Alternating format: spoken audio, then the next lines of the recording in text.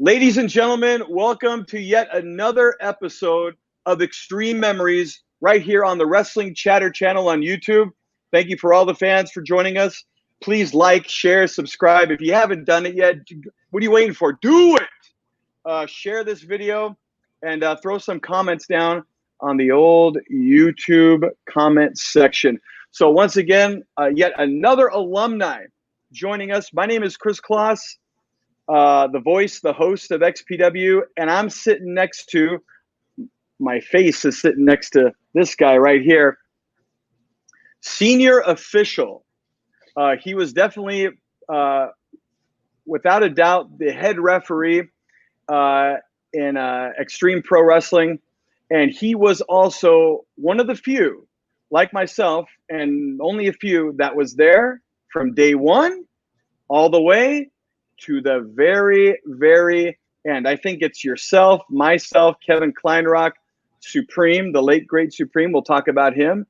And honestly, like, I think that might be it. Because Joey Chaos, he left just before it shut down. Webb left just before it shut down. So honestly, I think it's like us four, Pat. If anyone else out there in internet land, if I'm missing somebody, and if you're that individual, I apologize. But I believe, Pat, it was yourself, myself, Kevin Kleinrock, and Supreme. I think those were the only four people that went from day one all the way to the end of XPW. To the very end, yeah. Yeah, and of course, Rob Black and Lizzie Borden. And Tom Byron. But nonetheless, welcome, Patrick Hernandez, to Xtreme Memories. How you doing, my friend? I'm doing great, Chris. It's been a long time, and you know, miss seeing you, and hope life is treating you well. And yeah, I'm glad to be on. Thank you for having me. Oh, my pleasure, man. And right back at you, man. It's great to see you again. I've always got along with you very well in the back when we first met. So you were one of those guys who, you know, was cool to hang out with in XPW. And again, I hope you're doing. I'm sorry. I gotta just say this. I think during those years, the shows, you know, being backstage, if it was at the LA Sports Arena or Pico Rivera, wherever we were putting on these shows, I think there were times that I would get very nervous, and it's just natural. But knowing that you were there and you can make me laugh, I can get a crack out of you, I think it really calmed my nerves. Wow, thank you, man. Hey, you know what? It's gonna be all right. Kris Kloss is here. Everything's gonna be fine. I could go out there and do the show now. I know. But no, thank you. You're a big part of it. You know, I appreciate that. Well, you were too. Just being able to talk and joke, because I felt the same way. Like when I would intro the shows, I would be the first one out into the ring and first one out through the curtain, and I have to memorize my lines and play off the crowd, the heels, the faces. So and sometimes there were a lot of people there. So I know those nerves that you're talking about. And I agree, man. If you had the right person to talk to and to joke with, it made all the difference in the world. So right back at you, man. Yes. Give yourself the old Barry Horowitz for that one, dude. You know, there you go. All right, Pat. So yeah, again, man, welcome to the show. Really good catching up with you. Like I said, we've been friends for a while. And speaking of friends for a while, before we get into all the controversy, the Wild West that was XPW, Extreme Pro Wrestling, and there are a ton of stories. We're gonna start. I'm gonna start by asking you, sir, and then we'll get into the genesis of XPW, the transition. But first, tell me how you got into this business, how you got started. Tell the fans how you got started and all that. Where did it all begin for Patrick Hernandez? Well, I was just a fan. I was a wrestling fan and loved watching the pay-per-views, WWF, the NWA shows. But you know, at the very beginning stages of pay-per-views, I had to watch all the WrestleManias at my grandparents' house, and I had friends over. But yeah, one day a friend of mine who normally comes over with us and watches the pay-per-views, he showed up late, and we were wondering where he was at, if he was okay, and he showed up, and his name was Oscar, who was Pancho Killa, opening night from XPW. And he was like, "You're not going to believe this, but I found a wrestling gym." And I'm like, "No, you sure about that? Maybe it was a boxing gym." Or he goes, "No, it was a wrestling gym, and I'm going to take you to it." And so the following weekend, we went out there, and it wasn't open yet. It was Slammer's Wrestling Gym out in Sun Valley, and this huge guy shows up with long blonde hair, and his name was Vern Langdon. And as you walked into the lobby area of the wrestling gym, the walls were just covered of just 8x10 pictures of all these wrestlers, and they were signed. And so as you walked in, you knew that this was something special going on here. So when Vern Langdon showed up, he took us into the gym, and there it was, this wrestling ring, and he had this wall, just a display, like a mini museum of robes and championship belts and masks. And so to make a long story short, my friend Oscar decided to join Slammers, and he started training, and what happened was, I think I got invited to their gym shows. And again, a fan. I was there to root him on, and he went under the name of the Samoan Kid. And what happened was, they started doing shows out in Bakersfield. And since the guys knew me, and I was always the heckler at ringside, and I know I was, but I'm wow. That would have been interesting to know, Patrick, and be a fan with you, because when we met, we were already working. But that's interesting, man. I never knew that. Okay. And it's so funny because the Slammers was getting a lot of publicity in wrestling magazines, and one of the wrestling magazines, I don't know which one it was, but there's a photo of me sitting at ringside at one of the wrestling gym shows that they had. And again, I was a fan, but yet they took a picture of me at ringside for a Slammer show. And so that was kind of crazy. And so then they started doing shows in Bakersfield, and they asked me if I wanted to do some camera work to help them out. And Vern Langdon had this professional camera up in the bird's nest of Strongbow Stadium, and it was pretty easy. I mean, he taught me, what to do with it, and I pretty much started filming the Slammer show at Bakersfield, and some videos went out from Slammers, and he gave me the credit for the camera work. And so again, I was pretty much part of the show, but from the camera, doing all the camera work for the Slammers. And then what happened was, I think one of their referees, or the referee that was doing the shows, quit. And so they were already being booked for a while in Bakersfield. So what happened was, they asked me on a whim, like, "Hey, do you think you can referee? We'll train you." And literally they trained me like in a couple of days. And during the time, I was already playing baseball, with college and high school, going back and forth. I remember that.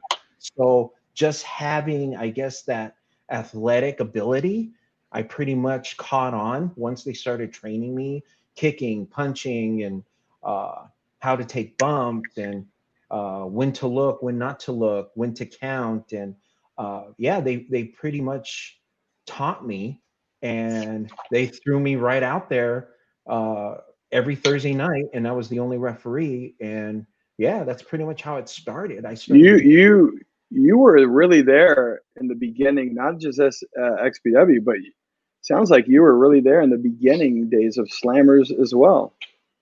Yeah, not really at the very beginning, but when they started doing shows away from the gym, yeah, I think that was a big deal for Slammers. And yeah, I Right. was there for the very beginning, the filming Nope. and getting into the referee thing. So, And and what it, what year what year are we talking? I'm gonna guess like maybe 93 or 94, maybe. Um, Wow. Okay. Because so that's when I started right around there coming to shows, and but you and I didn't really connect until a little bit later in the SCCW days. But um, yeah, it's funny when you look back at all that and then you remember, okay, that's who that was. Oh, that's who that was. Oh, okay, now he's an XPW, and so we all, at least the local guys, kind of uh, definitely crossed paths and knew each other indirectly, directly, and then it just all kind of like molded into what eventually became XPW. Was there at any time when you got into wrestling, like becoming a ref as opposed to a wrestler? I mean, that's the question I get asked too from time to time.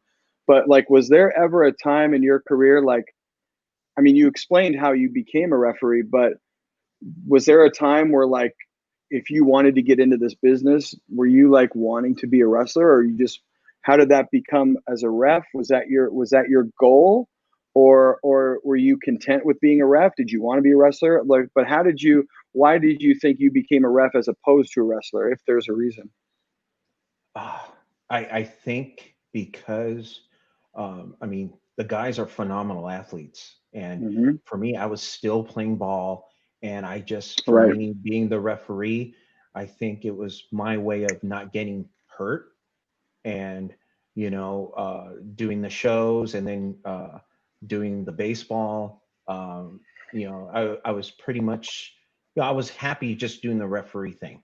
I was Yeah. pretty content just doing that, because again, I couldn't imagine all of a sudden I'm getting hurt and I can't go to baseball practice, and then the coach is getting mad, and then all Yeah. this other good stuff. But no, I was just happy Okay.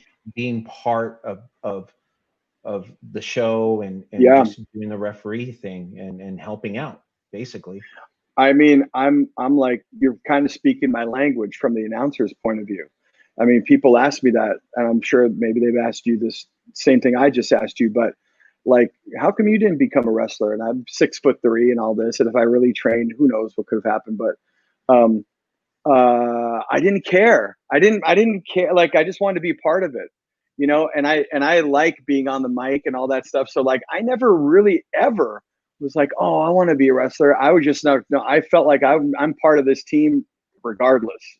So that sounds like where you're at too a little bit. And I think those are the guys that are, not talking about myself or anything, but at all, but those are the guys that tend to do well, that they're going to commit to that job that they have, as opposed to like, I'm going to do this job that I have, but I really would like that other job that those guys have. I never felt that personally.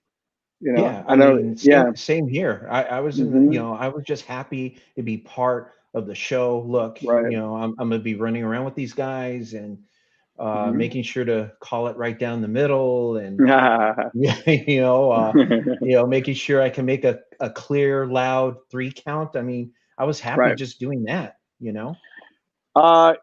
Talking about you as a referee, Patrick, I was talking to George off camera earlier, and we were really talking about like the best refs. And I'm not saying this because you're on the show, but you really are an excellent referee. I mean, you were very believable.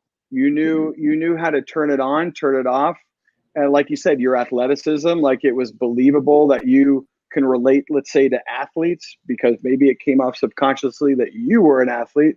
Whatever it was, I felt like you were easily the best ref in Southern California, for sure. I mean, I don't, and I was talking to Messiah, and he actually brought you up saying the same thing. And I like not cut him off, but I was like interjected, like, dude, Billy, you are, that's the truth, man. Like when you would ref a match, you brought that element of suspension of disbelief just as much as the guys wrestling, right? It was, and I always felt that you were one of the best that wasn't, let's say, on WWE or anything like that. And I just always remembered, like, dude, well, this guy can easily get in there. Like, you're better than half, maybe more than half the wrestlers on WWE. And I remember, like, I would call, oh, there he is, senior official. And you'd be like, no, that's Earl Hebner. He's the senior official. I'm like, all right, senior official west of the Mississippi. West of that's right. Yeah. And then you're like, okay, I'll take that one. I'm like, no, it's true, man. Yeah. Right. Honestly, I think all the guys, all the local guys, you know, in the indie circuit, starting from slammers, they made me. And I've always, you know, the times that I would talk to some of the guys one-on-one, and, you know, it's very flattering when I can come in and walk into the dressing room, and some of the guys know that I'm there, and they'll say, oh, thank God, you know, you're here, and, you know, could you referee my match? And it's very flattering. But these guys made me, you know, those guys on the indie circuit, again, starting with slammers, you know, Dynamite D, you know, the Samoan Kid, and Tyrone Tiny Little, all those guys guided me and molded me to what I am today in refereeing. And I can't thank them enough, you know. But that's what made me stronger. And I've always pictured, you know, in my thought, like, if I'm sitting at ringside and if I'm watching a pro wrestling match, what would I want to see in a match? I want it to look believable. You know, it's not just the wrestlers wrestling, but it goes to the referee as well. You know, he's got to make it look like a legitimate match, believable. So true. And, you know, and that's always running in my mind and my thoughts to this day. When I'm in the ring, I'm always thinking, look, you know, what is it that these fans want to see? Let's make this look believable. And it's a big thing that's helped me through the years. But again, it goes back to all the wrestlers that I've ever refereed with in the indie circuit. You know, I owe it all to them. Yeah, it's again, I can't, like, I'm noticing now, like, as we're going to go through this interview, even though we had different positions as non-wrestlers, I mean, I could tell you right now, so similar in the fact that I could say the exact same thing you just said about my position. Like, these guys are the reason why I was able to call a good match. If I'm calling a match that's like two, like, guys just fooling around that know nothing of pro wrestling, I'm going to look like shit, you know? So if you have like some 5-star athletes in there going at it, I mean, of course, then I got to step my game up. But if we both do it, they're going to make me look good, you know? And there were guys too, like you're saying, when you go into the locker room, they would appreciate, like you said, oh, I want you to call my match, Pat. And I would, flattering as all can be, but I would get that too. Like, oh, hey, Kloss, you know, when you call my match, do you think you can put this part over? Like, some of the guys would understand the intricate part of your position and myself to help them get over as well. So a lot of guys didn't get that part of it. Like, we're the boys, you guys are the refs and announcers. But the guys that got it, like, I remember Tracy Smothers coming in and he was talking to me about, hey man, that was great when you call my match. And I'm thinking, like, holy shit, like, Tracy Smothers is telling me this, like, who am I, you know, type thing. And like, it's a big deal though. It really is, because that brings the best out of you calling the matches. They trust you. I mean, it's a big deal. There's more to just wrestling You know, it goes down to the commentary and the people watching it, and the reffing, and you're a big part of it, you know, and the refereeing too. Like you said, this is why, in a way, we're paralleling each other with two different positions in the company. Just the fact that we're non-wrestlers, whatever our single position is right now, right? So, and yeah, you're right. There a lot of guys didn't get that, but then you could tell the guys that like were paying attention to you, to people like myself. Those are the wrestlers that understood this is all infused. It's all one thing right here within our different positions and places in the company. So I always looked at it that way, and I would always ask wrestlers too, like, what do you want to do? What do you want me to get over for you in the announcing? What's the angle? What about you personally? And the same, I know, goes for yourself in the position as a referee. I mean, in regular sports, we always talk about the unsung heroes. You know, the referees are the most important people out there, but they're only paid attention to when they make a mistake, right? But people don't.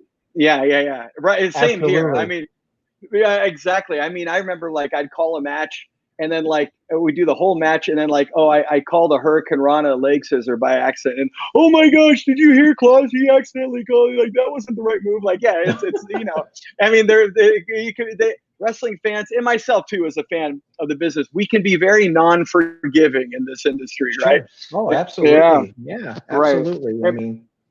And that's okay, because that's taking pride in this business industry that you love as a fan. You're just kind of taking pride in it, and you want perfection, and you want it to make sense and all this stuff. So Patrick, all right, let's get into the fact that yourself, Kevin Kleinrock, El Dorco, dude, yeah, that guy.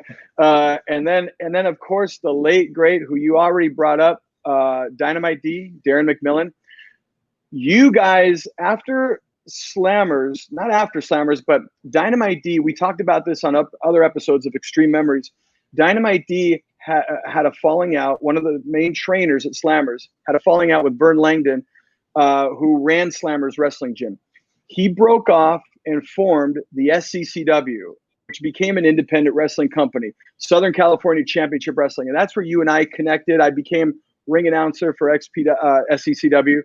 And you're the one that got me that job, by the way. I approached you at one of the shows. I'll get into that in a sec. Right. But yeah, and then really quick, when you said, yeah, oh, you can do Howard Finkel, that's great.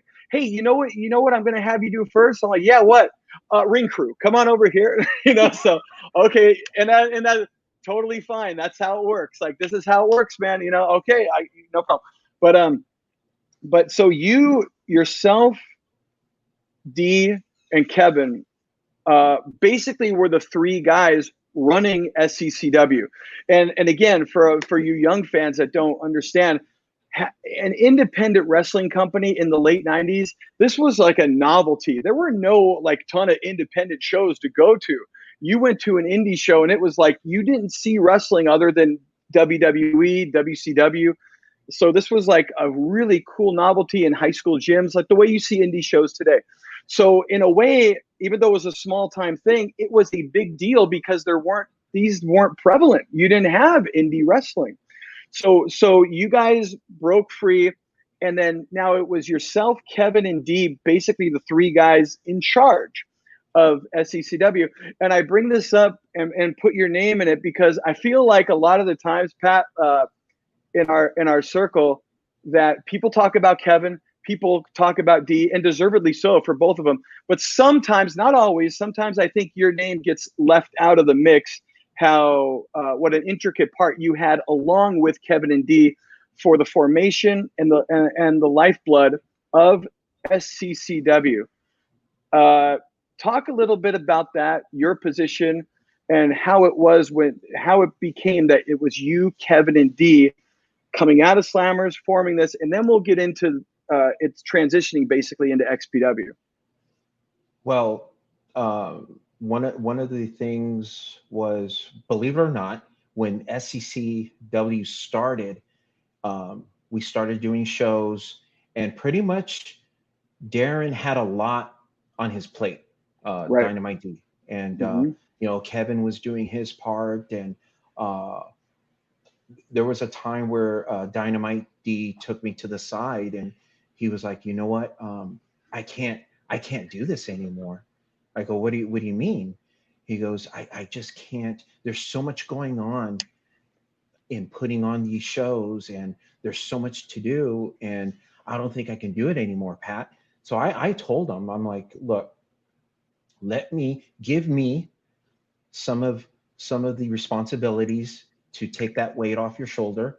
I'll talk to Kevin, but don't quit here. You know, we have something going here, and I think we should continue. You know, we had wrestlers coming in and out of SCCW, traveling and doing our shows. So that was something that Dynamite was like, okay, let's continue doing it. And I just started taking more responsibilities with Kevin, and pretty much everything else, the rest is history. And we never would have thought that one day at one of our shows someone grabbed a flyer and said, hey, let's do something big out here in SoCal. And can you imagine if we would have stopped doing SCCW? I mean, right, XPW would have never have existed, possibly. Yeah, I was talking to Jimmy, homeless Jimmy, off the show here, and he was mentioning that, like, I remember I said to him, like, well, XPW came out of the ashes of SCCW. He said, wait a minute, no. SCCW never crumbled into ashes. It transitioned to XPW. So SCCW, you're right, there was a lot of momentum. We do shows out in Echo Park, out here in the Valley. Park. Yeah, yes. And then we would do shows down in Fullerton, like down Orange County and all that. And off of Brookhurst, I remember the Boys and Girls Club down there, or high school gym, whatever it was, Park and Recreation. But we would do shows like literally Southern California Championship Wrestling. And as small time as you think an indie fed is, people don't understand. Like, for any show, there's a ton of work that goes into it. Even for guys in my position that wasn't like in the front office like you guys, there was still a ton of work that went into little shows, if you want to call little shows, which they are in comparison, into that. So you mentioned it right there, the transitioning. None of us saw this coming, because, as like you said, like what I was bringing up to you, we all had jobs. Like, I wasn't just the announcer, you weren't just the ref. We had to set up the ring, we had to do whatever grunt work there was. That was it. We didn't have a crew doing stuff. And so we would do that, and we would do street team. We would constantly flyer. We would go even the day of the show. I remember on Brookhurst there, down in Fountain Valley, that's where it was. And we would like get there early. Once we're done setting up the ring, okay, guys, go walk the streets and get people in here. Go flyer, right? So this is what we would do. And of course, we would flyer when WWE would come into town. And at that moment in time, they were primarily doing shows at the Arrowhead Pond Anaheim Honda Center. And that's where Rob Black was attending a show. I think he was there with Tom Byron, and he got a flyer for SCCW. And I've already talked about this on other episode of Xtreme Memories, but we won't go into all that. But basically, he got our flyer. He had money, especially in the late 90s when you were in the adult film industry. You were making money before the internet fully blew up, right? So this guy had money, and then with everyone that was already in place with SCCW, it basically became XPW. And now, talk a little bit about that, because of course, unfortunately, the late great Dynamite D is not with us anymore. But it comes down to you and Kevin Kleinrock, who was on episode number 1 of Xtreme Memories here, and talk a little bit about how that happened, what your role was, how were those meetings?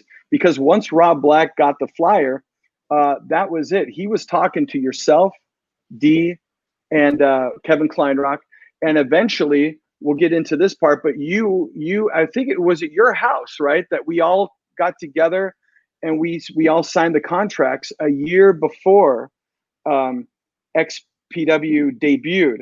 But before that happened, yeah, before that happened, how were those talks? How did they go? What exactly happened? And what was your role along with Dee and Kevin during that time? It was becoming a thing. I was at work and I got a phone call from Kevin and Dynamite, and they were basically telling me, "Hey, are you available to have a meeting out in Chatsworth?" I think it was out in Chatsworth. I think it was. I'm like, "Yeah, sure. What's going on?" And they basically told me that some movie producer got a hold of our flyer Right. and he wants to have a meeting with us and the people that run SCCW and talk business. Right. And I'm like, okay, and who are they? And Kevin started naming, Rob Black, Tom Byron, Gene Ross was also part of it. Right. And it's funny because those names, I already knew who they were because the job at the time, I used to sell video store supplies. No movies, just supplies. Yeah. So everything you would see in a video store, I used to sell. So every year in January, we would go to the CES show in Las Vegas. And that was also part of the whole AVN award show. So it was a whole Okay. big Right. end of that. So I would go to those conventions as well. That was part of my job. So I already knew who these guys were, and I'm like, it's a tough job, boy. It's a tough yeah, job. oh yeah, it's yeah, that can be on another episode somewhere down the line. But okay. but yeah. So when they when they named these guys, I'm like, oh, okay, Yeah. sure. Let's see what they have to say. And yeah, I mean, you saw I drove into the parking lot and I saw Dynamite. He was there. I saw Kevin, and it was just us three. We didn't know what to expect, and we were just basically getting together and say, okay, let's hear what they have to say, and let's see if this is legit. Let's see if they're serious. And yeah, we walked into the restaurant, and Rob Black, Tom Byron, Gene Ross from AVN Magazine was there, and pretty much writing down this story that's happening, that's developing, that Rob Black could possibly be opening up a new business venture. So he was documenting all that while he was there, and basically he just sat with us and told us, look, there's something that I want to do out here, and he had ties with ECW at the time with certain people that he knew, and he knew that we had a ring, and we were doing shows already. At that time, I was already flying back and forth, doing the WWF dojo shows. So there was way before NXT. Right. They had these dojo shows, and they were flying me back and forth, and so I was doing all that, and that was part of the experience that I had going for myself, because Rob wanted to know, what experience does Kevin Kleinrock have? What experience does Dynamite D have? What experience does Patrick Hernandez have? Because he's investing money, some serious money here. So a lot of money. So he wanted to know about the talent. It was all business. And for Kevin, myself, and Dynamite, we were like, wow, there's a lot being thrown at us, and it was a lot to take in.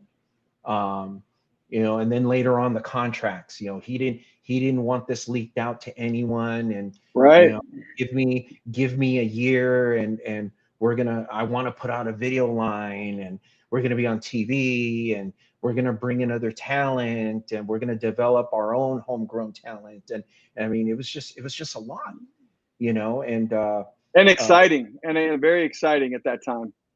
Yeah. And very exciting. The ball was rolling, and then once we had our meeting, at your house. well, actually before that, we were in the Oh, parking lot okay.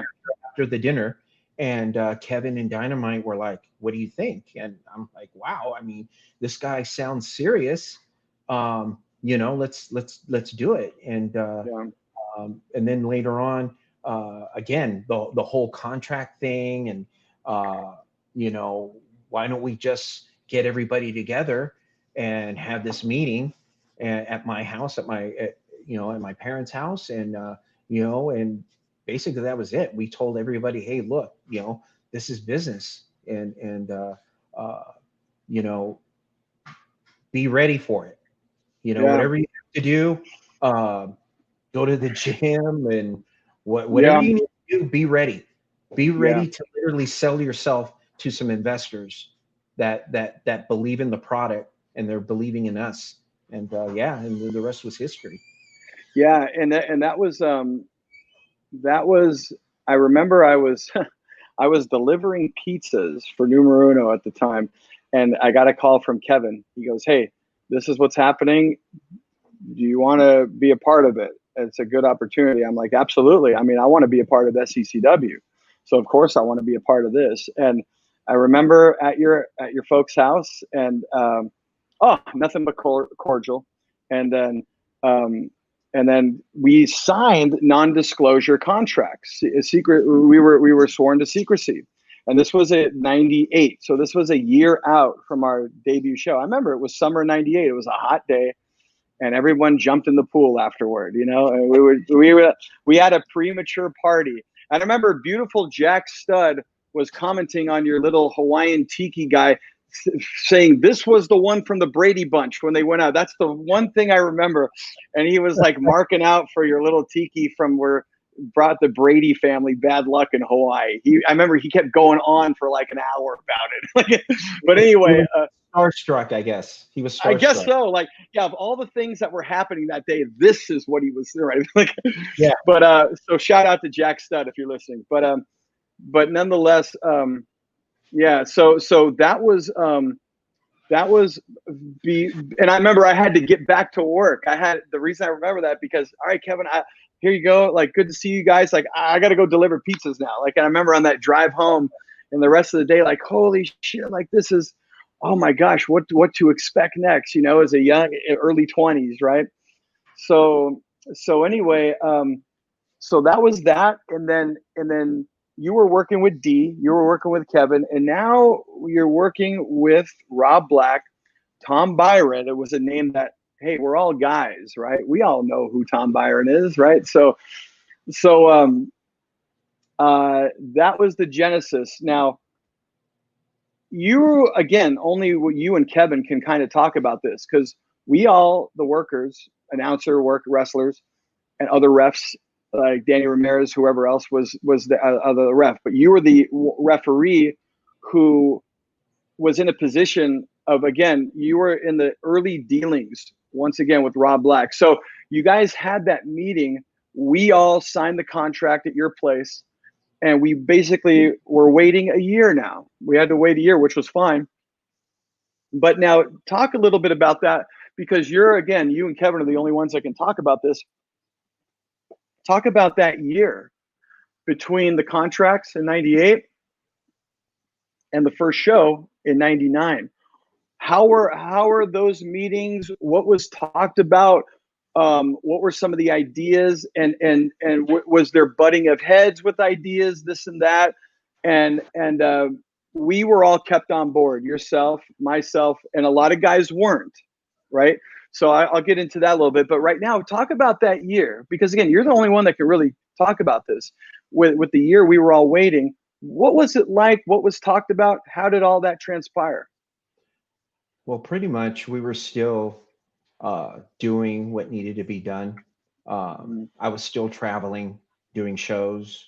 I think the concern that we had with Dynamite and Kevin is, you know, we have good talent here, Right. and you know, how can we build up our talent even more to show Rob Black and you know, pretty much sell the guys, the workers. Yeah.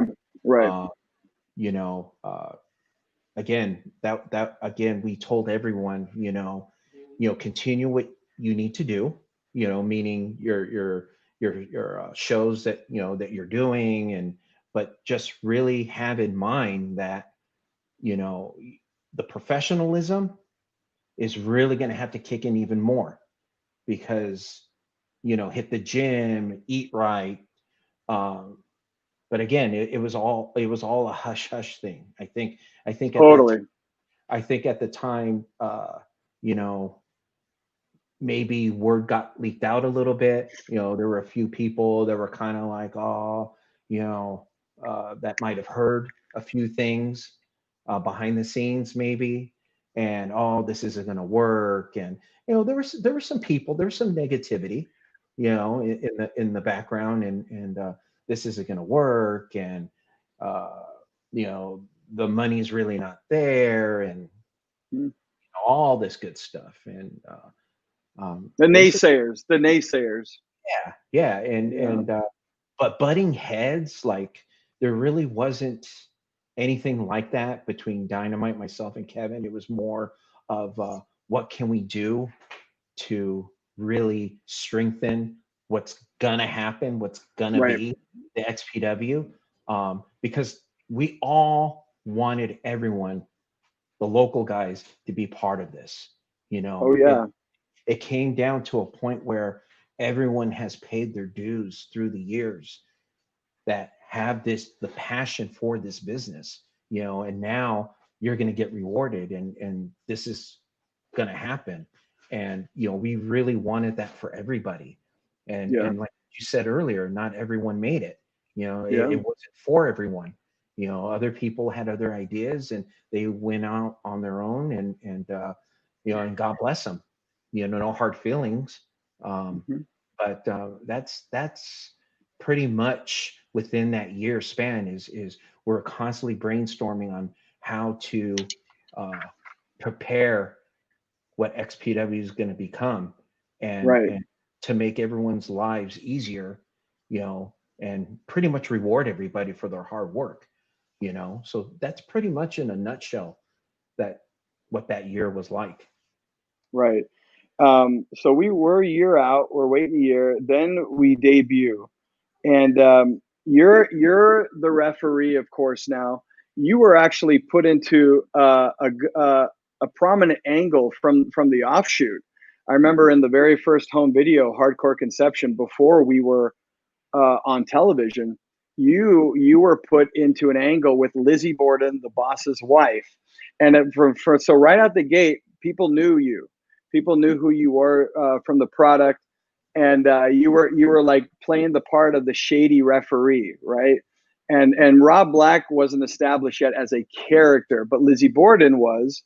And what was that like, as well as leading up to the very first show, July 31st, 1999? It's all finally come to fruition. The 1 year of waiting from the contract, and all the years before that at CCW, Slammers Wrestling Gym. What did that mean to you? We're a sold out Reseda Country Club. Wrestling was hot too during this time. This was during the Attitude Era. Wrestling was big. So that, of course, helped us too. A lot of the momentum. We had television commercials. We weren't on TV yet, but for that first show, we had television commercials during Monday Night Raw, during Nitro. And so again, folks, young people, this was unheard of back then, even on a local level, where you got this new upstart fed that has the money to put these television commercials on. And there's a good amount of production even behind these commercials, with the voiceover, blah, blah, blah, all that stuff. And so this, even though we were doing stuff prior, we got our homework. We understood a lot how the business worked, working with each other. Guys like Dynamite D, who brought that, this is how wrestling works. This is how you work. This is how you behave backstage. This is what we do. So we had that experience, but now we're launching something significant. We basically, all the same guys now have a platform to showcase their abilities on. So what was your role during this time? Again, Rob Black, it was his company. But you, Patrick, you, D, and Kevin were the facilitators and the guys basically running ex-ECW, which now culminated into XPW. What was that first show? What did that mean to you? I can tell you what it meant for me. It was a big deal. We did bigger things later, but just that first show was something special. We had guys, there were some celebrities there at that show. I remember guys from like wrestlers from the East Coast came in, promoters to check it out. Jesse Hernandez, I remember walking by him like, whoa, Jesse Hernandez is here, you know? And he was like, you know, he did his own thing, but even he and Bill Anderson, those guys, like, they wanted to check it out. So you knew walking in, seeing these faces in the audience, like as much as a big deal that we knew it already was, when you saw that, celebrities, comedians, other people from wrestling from different parts of the country were there, like, oh my, okay, it's not just me thinking this. This is a big deal. And I can tell you right now, man, how nervous I was. But talk a little bit about your role as a performer and backstage going into show number one. Basically, I couldn't sleep the night before. I don't know about you. Same, yeah, me too. I was knowing the night before, just knowing what's going to happen the next day. I think it's almost like you know, this is the big game. You know, go out there and do what you know and what you love. I couldn't sleep. My stomach was in knots. But the rule of thumb was always make sure the wrestling ring gets to the venue. So that was that was my I was still doing the ring. You know, that was part of it. And I made sure that the ring got there bright and early at the venue at the Reseda Country Club. We set up, you know, and then pretty much Kevin or Rob would give me the sheet of the lineup and where they wanted me. But I think, like what you were saying earlier, this was unheard of. The amount of money being poured into advertising. I mean, we not just TV, but I saw advertisements in the LA Weekly, like full pages in the LA Weekly. Just so much behind it. I still have the opening night tickets as souvenirs. I still have a few of them. So that's awesome. Just the sponsorship alone on those tickets, I mean, it was like the who's who in entertainment, and just production value was unheard of for something new out here in California. Right. But I remember being backstage and the place is getting packed, and Rob asked me, he gave me a radio. And he goes, "Hey, why don't you go outside and take a look to see how big the line is?" I'm like, "Okay." Yes. So I walked out. I walked out there, and I couldn't believe it. Patrick, I think I was with you. I remember that, and we came back and like they're lined up all the way to Darby Street. Yes. You know? And for a wrestling show, you remember that? Yeah. I mean, it was unheard of. The line just kept continuing, and then the traffic on Sherman Way there, it was just like gridlock because everybody wanted to see what's happening and just trying to get to the venue. I mean, it was unheard of. It was ridiculous. At a time when wrestling, again, folks, was booming at this time. Wrestling was like the number one thing on television, right? On cable TV. I mean, even at that time, didn't Monday Night Raw, like it was unheard of. At one point, they surpassed, they got better numbers than Monday Night Football. Wrestling versus football and cable versus national. Like this was at a time when it was like, and there was a giant banner, black banner hanging up there, XPW wrestling at the Reseda Country, at the XPW Arena, it was first called. XPW Arena. Yeah. So like, I mean, I could tell you now, like, talk about butterflies, man. Oh, yeah. Wow, man. That was just if I could go back in time, I'd have like a whole nest of butterflies in my stomach, you know? And honestly though, it for me, once the ring was set up and everyone was there, the talent was there, you could see it, you know, in everyone's eyes, not just some of the veteran people that came in, but I'm talking about all the local guys like you and Dynamite and Supreme and Tech Nine, and just I was very, very happy for all of them, knowing that they're going to be part of this Right. for this Oh, I opener. know. But I'll always remember that. I was just extremely proud of everybody, you know, that this is a huge team effort of something big that's about to happen. And that's Totally. what I would always take in my heart on how, you know, happy I was for everyone, for all their efforts. Now, Yeah. you mentioned earlier about the whole Lizzie Borden thing. Now, this is kind of funny. This was never supposed to happen, you know, with me and Lizzie, but this was kind of like on a not really accident. I think it was just something that, hey, you know what, we got to think of something. We had during the show, I think a match just wrapped up with I want to say maybe Phenomenal Phil and Homeless Jimmy, maybe. And they had all the weapons in the ring, and the crowd was hot. So pretty much the whole ring was just trashed up, you know, weapons everywhere, pumpkin or whatever it was, whatever we used. So what happened was the crowd was so hot, but yet we had so much debris in the ring where the momentum of the crowd started to die. Right. And what happened was I was backstage. I had Big Dick Dudley right next to me. Rob Black is sitting in front of me with Kevin on the monitor. So everyone was pretty much in a little panic, like the crowd's dying. You know, we really didn't have enough people picking up the stuff. Oh, yeah.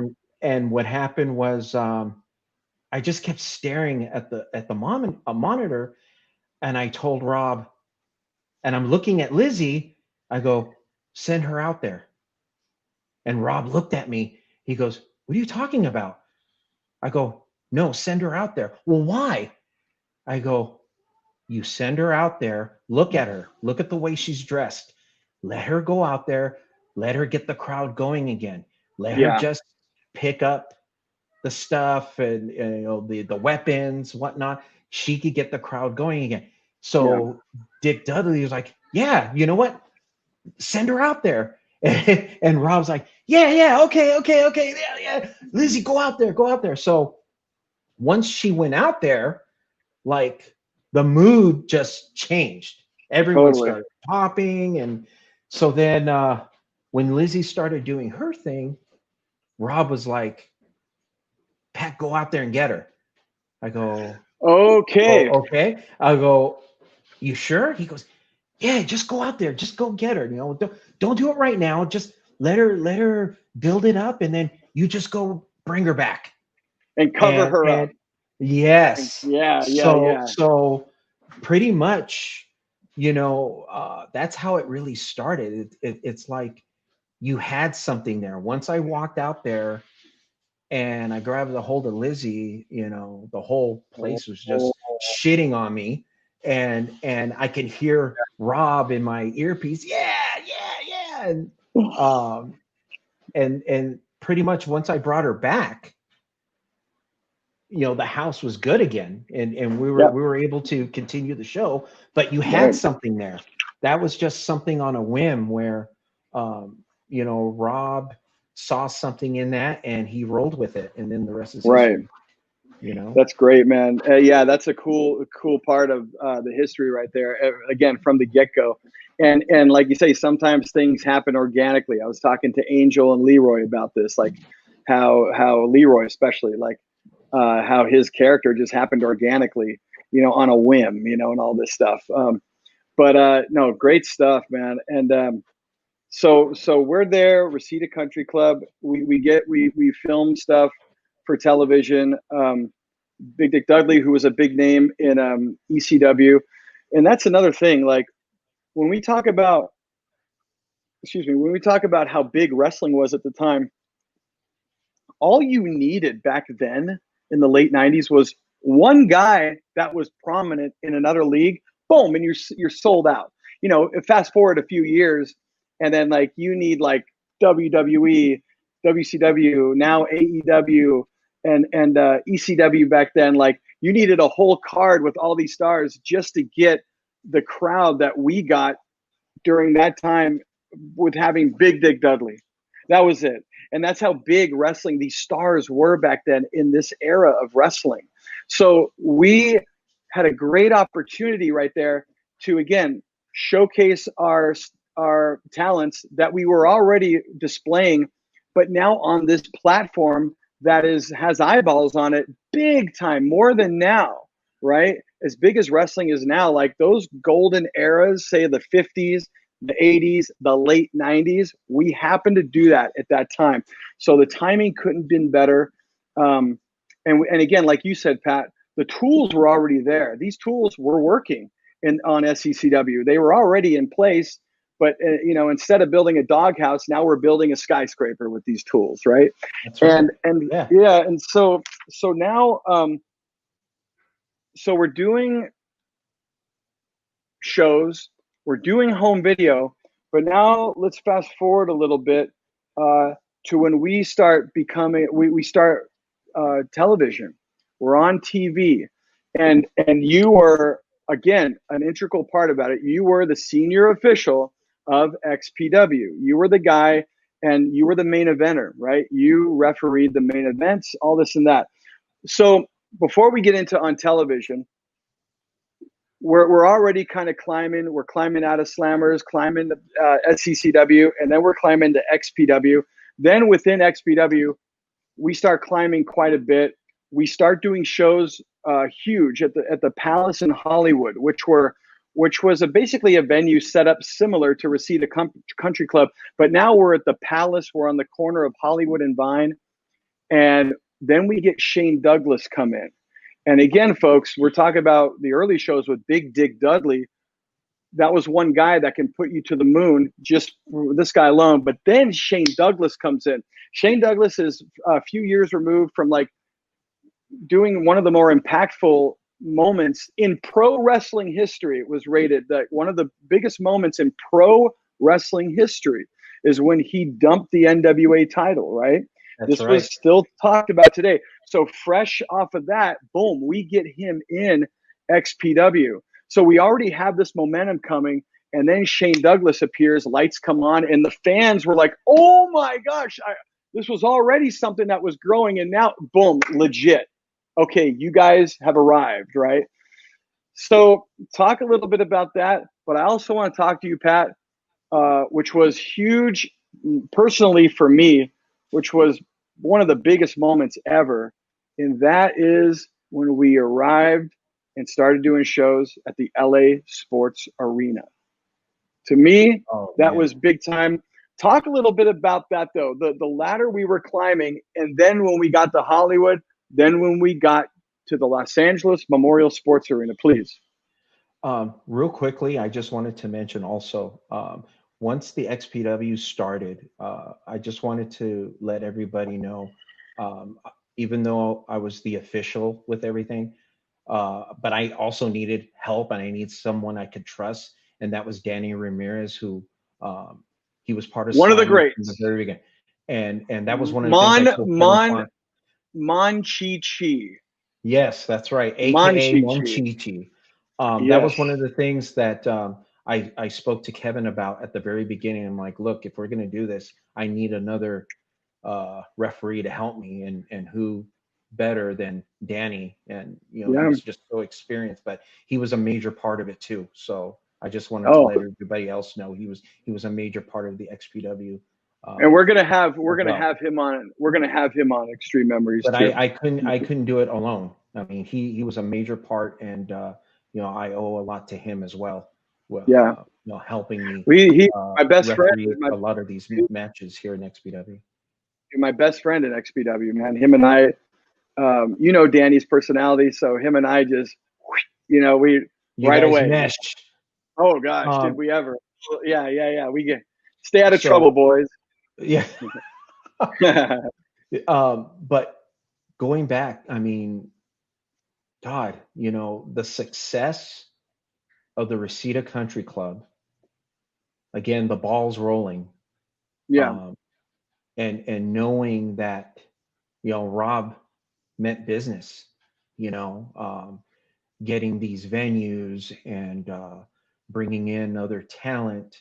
I do remember at the offices there was a time where Kevin was telling me that their phones were ringing off the hook from talent back east. People from ECW, WCW, even people from WWF. I mean, people that were their contracts were up, and they were calling the Extreme offices to be part of this.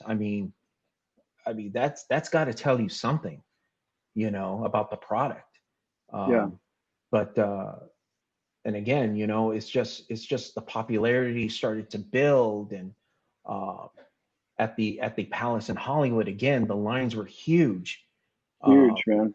And at the time when that whole thing with Shane Douglas, like what you said earlier, that took us to a new level of what XPW, was already starting, but yet we were to this new level of a high where, you got to take us seriously now, even more than ever.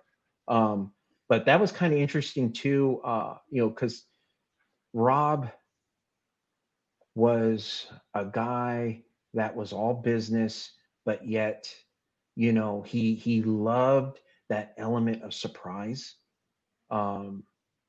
That night when Shane showed up, that was one of the things that when Rob showed up to the venue, and this gentleman was walking right next to him with a towel covering his head, and Rob took me to the side, and he's like, "Hey, I want to."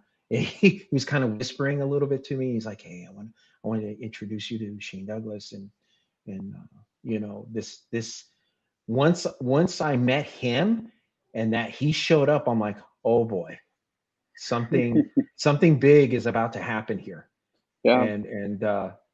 But yeah, when he showed up, the place just went nuts, and then it's like they didn't know how to react. It was like such a big pop, but there was such an element of surprise with the fans too. They were popping for this moment and for him, yet at the same time there was this like, oh my gosh, what's going on in my world of professional wrestling now as a fan? It was pretty much a shock value. And that's what XPW was. It's we provided that. We provided the shock value of pro wrestling. And an outlet. There's such an outlet for all these fans. And then headed to the sports arena. That was really special. For me. Again, I was there early in the morning with the ring and setting it up, and I'm not gonna lie, I had a moment for myself there. Once the ring was set up and guys finished warming up, stretching, whatever they needed to do, I was sitting at ringside and looking over the lineup, and I decided, you know what, once the ring was empty, I just walked in there and I just stood in the middle of the ring, and I just really took it in, and I'm looking around, and I'm like, wow, I can't believe I'm here. This is where WrestleMania, took place. 2 and 7. 2, and 7. It was just a big moment for me, and I just couldn't believe that. Hey, in a few hours, XPW is gonna debut at the LA Sports Arena. It was just, and again, it also, in my mind, I was just happy for everyone, the local guys. And nothing against the talent that we brought in the East Coast. Again, it's just, it was just everyone that was part of it, D and Supreme and Chaos, everybody, everyone got to share this moment. Every time we entered these major venues, the Palace or the Sports Arena or the Pico Rivera Outdoor Arena or even the Grand Olympic Auditorium, those are moments, that were just so special to me because of the local guys that been there. And yeah, I mean, that was my moment that hit me at the sports arena. Definitely. Yeah, I can totally, yeah, I can totally concur with you, man. Like, it was like all that we did, and as special as everything else it was, there was something different about, like, pinch me, is this real? Like, when you walked into the sports arena, it's like you said, just wow, like no words. And we all, and it was not only a major venue in the city of Los Angeles, historic, very sad that it's gone, by the way, but it was somewhere, something, a place that we all as wrestling fans grew up. Like, there were major venues. I mean, I grew up going to Laker games too at the Forum, but there was something a little bit more special, not just because it was a major stadium arena, but it was also in part because we all knew as fans, like, dang, this is where we went as kids to watch what we love, you know, to watch this industry, and then we're doing this now, like, and we were filming, and we were Absolutely. filming for I mean, yeah, absolutely. I think you know, I was there at the sports arena as a kid watching house shows. I mean, you were there too. Yeah, you know, all of us we were were, all man. there. All of us, we were all there. I mean, I remember watching Jesse Hernandez referee at the house shows. I mean, my God, you know, and here's Jesse coming over watching us at XPW, you know, so it was, you know, it was a big deal. And also Gary Key, who was Tool, he was a big part. Yeah, he was a big part back in the day. He worked as a jobber in WWE, but he also he was an intricate part, along with Jesse, as the local guys, putting those shows together at the LA Sports Arena. So I was marking out for those two guys. You know, Tool was Tool, but to me, it's like, dude, you're Gary Key, man. Like, that was a big deal, you know. So, but anyway, no, thanks for sharing that, Pat, because again, I can concur with that, and we're also talking for a lot of guys that I'm sure can guarantee share the exact same sentiments and thoughts about arriving there. And do you feel, Pat, that, like, going to the sports arena, and we're going to talk about right now getting on television. So because that's right around the same time we got on TV, and then we were at the sports arena, and then all of our matches were broadcast. So to me, that totally upped the game of XPW. So we're not on TV, but, like, we get to say, coming to you, ladies and gentlemen, from the Los Angeles Sports Arena, it's XPW, Extreme Pro Wrestling. So those little moments, like, stepped the game up for XPW itself. But let me ask you personally, when these moments happen, and thank you again for sharing how you felt, really, like, deep inside. But did these moments for you personally, because I've asked some of the other boys that have wrestled, and I was talking to Chaos Joey about this, like, when you got to the sports arena, do you feel like that upped your game as a performer, as a referee, even more so than you were? Like you said, we already were taking it seriously, but do you think that helped you improve your own personal game? Oh, absolutely. I mean, Okay. again, wearing the stripes, you know, whether it be the sports arena or the Olympic Auditorium, I'm representing XPW, you know, a product that's getting very popular. But definitely, I would always have that mentality, you know, because I've played baseball for many years, and it's always, you know, you got to get your game face on, you know, take a deep breath, and, you know, you might be nervous, and again, the nerves would hit me from time to time, and you know, you got to get the game face on and get, you know, be professional and go out there and give those fans what they paid for. But it made me better, you know, big time. in the way of presenting the product, presenting the match. But definitely it really upped my game. It really did. I felt like I not only did it up my game, and I was excited to call these matches, but then it was like, now I want to do good. I want to do better than I even was. Again, taking it seriously already. Now I want to make sure as much as I can that I perform equating where I'm performing at. Like I want to, because now I'm thinking of like all the broadcasters that have gone through there. Oh my gosh, I gotta be on par with these guys now, whatever sport it was, you know. So a lot of the wrestlers that I've talked to, they said that like, yeah, this was like, and you like you said, you had the nerves being in there, but those nerves were there for a reason, man. They were there because your intuition, your true self was telling you this is a big deal, and you know, be prepared and do a damn good job. And so I just feel like the sports arena was something that upped the game of us individually, and of course therefore in turn upping the game of the entire company.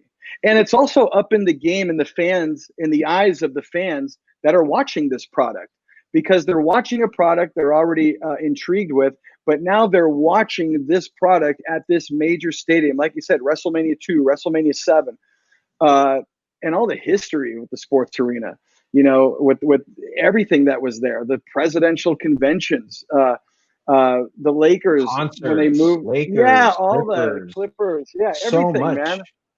The sports arena often gets uh, labeled as the redheaded stepchild of the LA venues, but people need to understand the Olympics, like everything went through the sports arena to get to another venue, you know. So there's Oh, so much history, and to exactly. this day, yeah. And I was actually at the very last show at the sports arena. It was at Bruce Springsteen. I was at the last Okay. show, and it was back Wow. in 2016. And I remember I stayed as long as I could in my seat as they're cleaning up, and I have a time lapsed video on my phone of everybody just cleaning up, and then eventually the security came up and I had to go, and I walked out, and I was walking out. I still have that on my phone, and that way I wanted to be like the last person to leave the sports arena. I tried as best I could. I wasn't one of, but that's how important that place was to me. And so when we were doing these shows, there was so much momentum right now, Pat. Now we were on television. We were doing weekly TV shows, and again, at a time when wrestling was booming, it was hot. We were on local TV in LA, but we were also syndicated throughout portions of North America, and and we were sandwiched. It was a great time slot. We were on at 11 p.m. Uh, WWE Jacked or Velocity, whatever it was back then, was on at 10 p.m. We were 11, and then ECW was on at midnight. We couldn't have asked for anything better at that point in time. So again, there's legitimacy there in the eyes of the fans too. Even of myself when I'm watching this part of the product, like this feels like now we have to up our game, because it's great that we're sandwiched in between for the viewership, but like we have to make sure that we are upping our game because of this lineup on television that we're a part of. So, talk a little bit about, Pat. Like, what did it mean to you when you found out that we're okay? Now we're on television. You know, you're showcased on TV. You're in like half the matches. Um, so, you know, unlike a wrestler, you know, we were talking earlier on, Pat, about like, okay, how come you didn't become a wrestler? And you know, people like, oh, you're not a wrestler, okay, but people don't realize like I'm on every match personally. I'm on every match. You're on half the matches on TV, where the wrestler only gets on one or two matches, right? If they're lucky. Some would have to wait. Oh, I'm not on TV this week. I'm going to be on TV 3 weeks from now or whatever. So you're showcased quite a bit now on XPW television, and XPW wrestling itself is booming. It's big right now. How did that affect you? How did that change your life? Because you know, Chaos and I and a few others, we were talking about like, yeah, we would go places, especially with our XPW shirt. People would recognize us and all this, and you were an intricate part of that. With your family and all that, people watching you on television. How was your? What did this mean to you? And talk a little bit about that, please. Um, wow. Being on TV, again, it really sets you up for a different type of high, I guess, in performing. Yeah. Um, knowing that this is the real deal. I think what hit me was those meetings that we had on what Rob Black wanted to do. It's like, wow, he's doing it. Yeah. And it's a real thing. It's happening. And Right. you know, being on TV, you know, you get that feeling where the world's watching you. The world's watching this product. You know, people believe in this product. You know, you want to do even more to be successful, to get XPW out there even more, and with the viewership of all these fans supporting. And that was a big thing for me too. I would talk to fans and I would let them know, look, this is in your own backyard.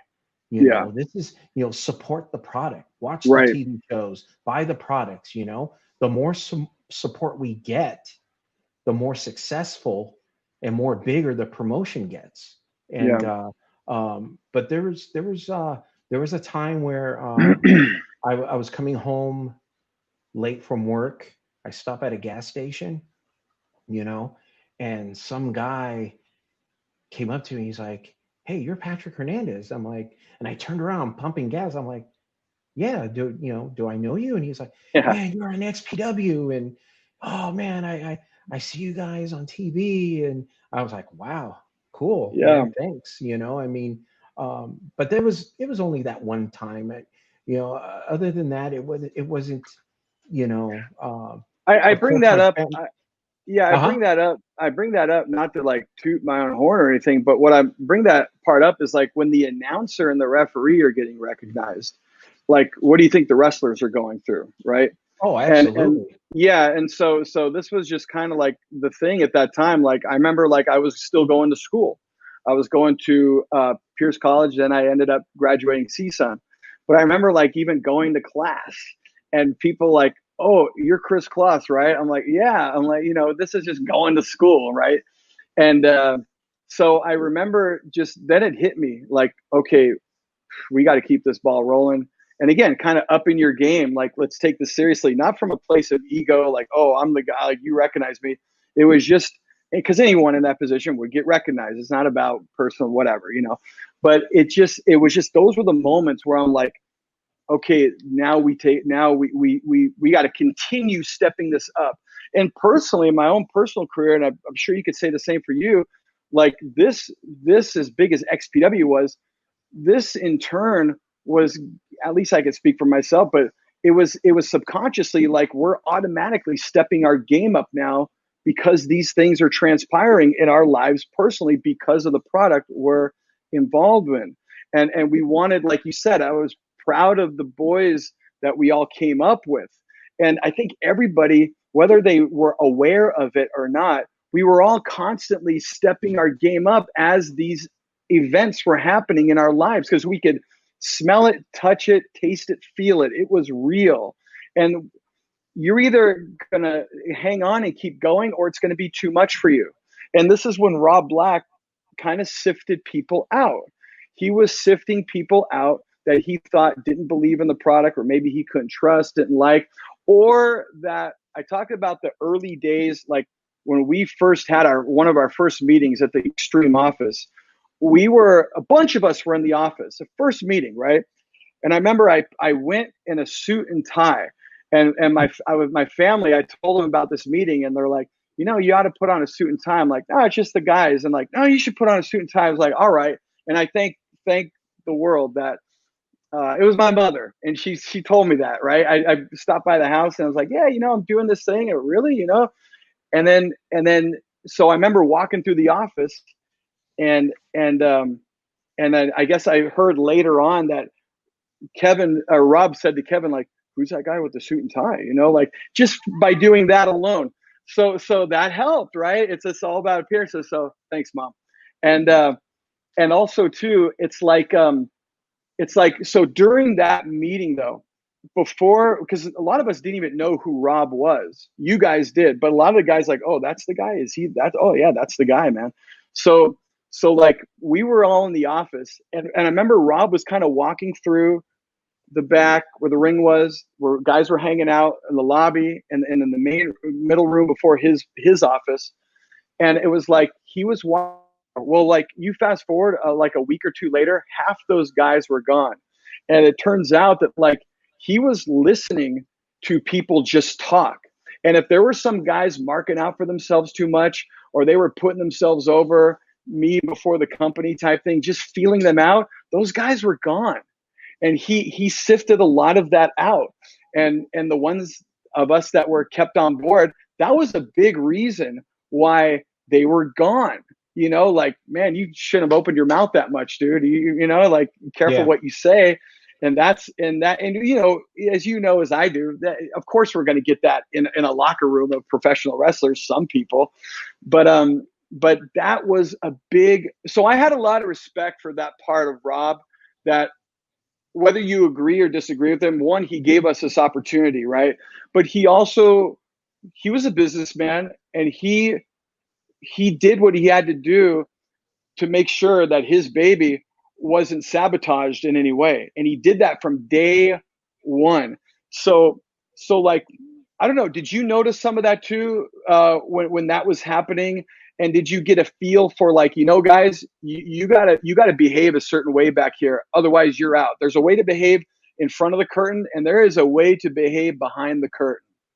Yeah, definitely. I think a lot of us, you know, at the meeting, a lot of the boys that were there really didn't know what to expect from Rob Black and how he is, but it's like what you're saying. I mean, you have to be professional. This is business. You know, you shouldn't be saying things or act a certain way, because you never know. Be careful what you wish for. You know, if you say too much, or but it's business. And like you said earlier, a lot of the guys never came back.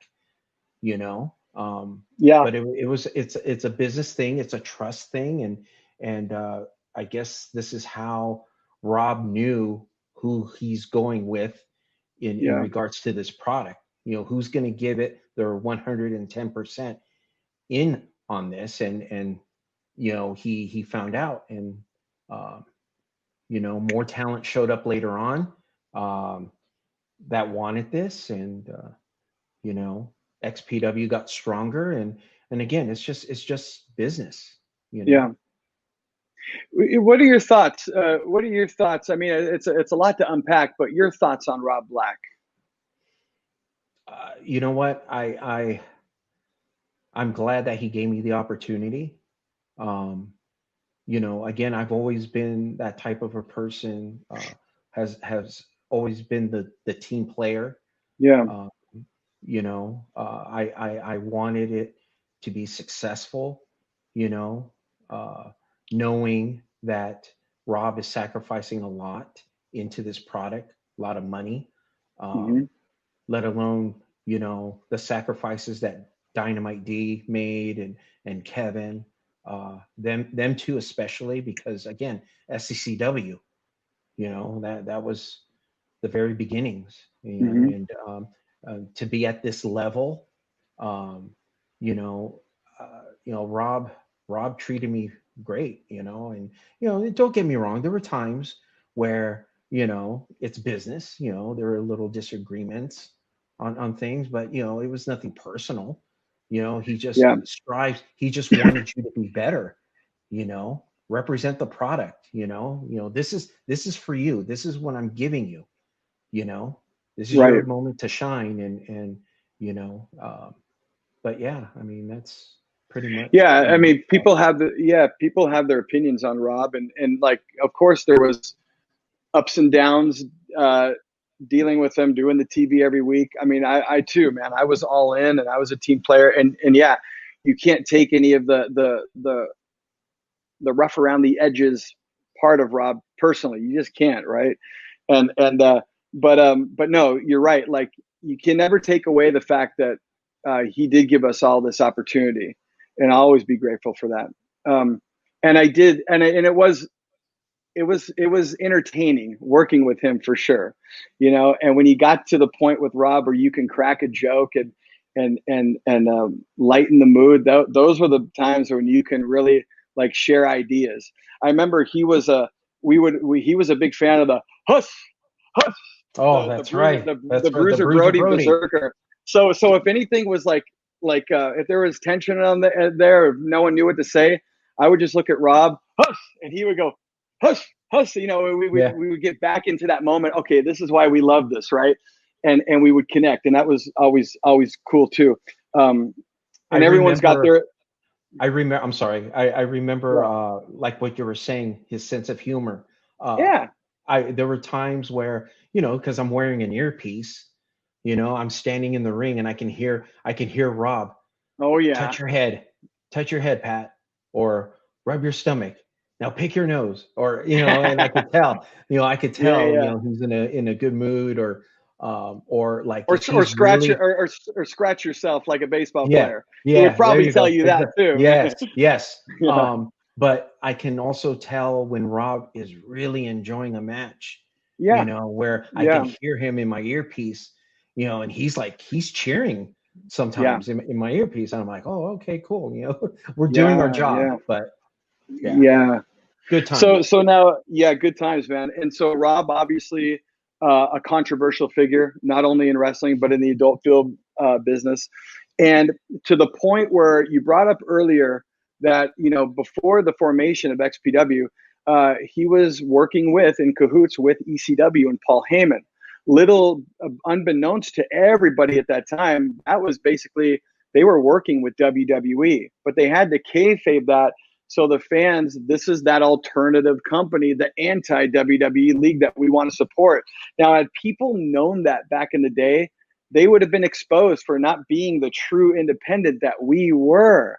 And the fans literally looked at that as the opposite, right? Rob owned an adult film company, but this was completely independent pro wrestling entity. So when he had a falling out with Paul Heyman, and that had to do part because WWE was involved, part because they were going to be on TNN. They were going to get a national deal, and Rob was affiliated with the adult film industry. So I can understand Rob's frustration, you know, and instead of working with Paul Heyman, that was the genesis of XPW. So we were formed instead of him working with somebody else. He was the guy now. Now he's the guy, and there is whatever the personal vendetta was, if there was one, with Paul Heyman. Oh, there was. We all know that's public. But now ECW, we have a lot of momentum. XPW, we're riding this wave, and we're riding it. No pun intended. We're riding the wave in Southern California. This is our backyard. This is our fan base. Lo and behold, ECW from Philadelphia decides to hold their first ever event on the West Coast at the Grand Olympic Auditorium. Well, Rob Black, of course, the controversial figure, and we decide to get tickets for ECW's Heatwave, and we all sit ringside. And then you were at the event, correct? Yes. Yeah, you were sitting up in the balcony with Kevin Kleinrock and the whole crew up there. So and it was myself, Christy Miss, Supreme, Messiah, Chaos, and Homeless Jimmy were sitting on the same side the hard cam was. So I don't know if you know the story, but Kevin Kleinrock actually purchased tickets for this event. And he, when you looked at the map, it's like, here's the aisleway. It was like flip of a coin, 50-50. Well, the hard cam's either on this side or this side. We're going to get 6 seats ringside. I guess I'll pick this side. And it was, again, 50-50. It's like roulette, black or red. And he picked the wrong side. You know, it could have been either side. So we were on the same side as hard cam. What was your experience like? Because I've already talked about it, my experience on a couple episodes of Xtreme Memories here on the Wrestling Chatter channel. But what was your memory, and what was your experience, and what did you think of what we were doing there at Heatwave? Keep in mind, you know, why we were there. ECW coming to LA. Did you take that as Rob did? Like, I take exception to this. Are you looking at it from like, nope, this is another company and I'm going to respect this company? Or was a little bit of both? Talk a little bit about that. Where were you too? Because I mean, where I was and where we got kicked out, all the big chaos, the debacle on the street, Where were you? What happened? You were up there with Kleinrock and all the other alumni from XPW. I think we were seated right above the entrance. I guess they had their banner. But before we got to our seats, we showed up at the venue and we had our XPW t-shirts on. And right off the bat, man, security came out of nowhere, which later on would work for XPW. Exactly.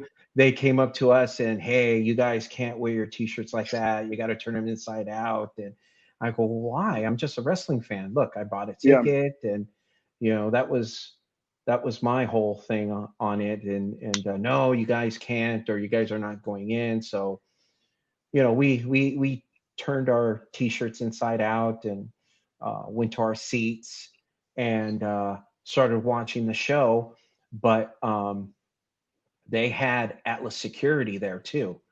They had watching over us, and basically when everything happened, towards the beginning of the main event, with you and Supreme and Christy and Chaos, and I think Comus Jimmy was with you guys as well. That became when we saw you guys getting kicked out. That's when we got up. We're like, oh, I guess we're leaving now, you know. And when we got up to make our way out, the security got on his radio, and I'll never forget it. He looked at us, and we got up, and he's like, okay, they're moving, they're on the move, and we started to leave. We made it down to the lobby area, and by that time it was just a crowd of people. This whole pushing and shoving, and I lost Kevin, I lost a few other people, but I got to Jimmy. And there were just people on him, so I started pulling him back. And I remember Paul Heyman, he came out, and during the whole melee, he started yelling at Jimmy, and he told him, you could tell Rob Black to fuck off. And that's when everyone started leaving at one time. And it was just a huge crowd of people. I mean, it must have been XPW fans as well. This was in the Olympic, as you're walking out of the Olympic. Okay. Yes. Yeah. And it was just a big scene. There was a lot of XPW fans. It wasn't just workers, but there was a lot of XPW fans as well. And I mean, it was just, I don't know. It's pro wrestling. It's good for wrestling, and it's good for business. And in a way, it's kind of flattering how they want to come over into our backyard. You know, where in a way it's like, well, pretty much, I guess we're a threat. So you're going to come out here and spend a lot of money to come out here to California and putting on a show. I mean, again, it's pro wrestling's never fair. So it's always going to be controversial, and whether you love it or hate it. Right. There was a fine balance that almost impossible to achieve that night, with wanting, like I was talking to Kevin, like this was a publicity stunt. We weren't going to go jump the railing or disrupt the show, but there was a fine line. Like we all really wanted not to disrespect the boys that were wrestling. Absolutely. And we sat there, we watched the matches, and we appreciated the talent and everything that was. And even like Joey Styles and I to this day are good friends, but that was at a time when we were like at war, but it's the wrestling business. Like you said, things pass and we're all working. So, but this was an event that was like never done since or before. on a scale this big that this was all legitimate. What you saw on Heatwave in LA, that this was not an angle like they portrayed on television. Like, we're gonna pretend this invasion is happening, and which has been done to death in wrestling. That a real like invasion type moment happened at a major arena on a major pay-per-view with two major companies that were on television that were distributed worldwide. So it was, like you said, it was good for business. And in a way, ECW coming to LA and doing that put us over inadvertently. Yeah, I mean, it really absolutely. did. It totally It did. did. I mean, I think it even grabbed some wrestling headlines and magazines. I mean, Yeah. it's like what you said earlier. We were there to support, the product, and we were Mhm. there to enjoy the show. And there was never ever a Yeah, we wild, wanted, you know, plan to destroy no, of ECW. It was never course not. like that, ever. No, and You that know? was the fine line that was difficult to balance at night, because I think too, like when we went into that arena, and like you said, can't wear the XPW merchandise, can't do any of that.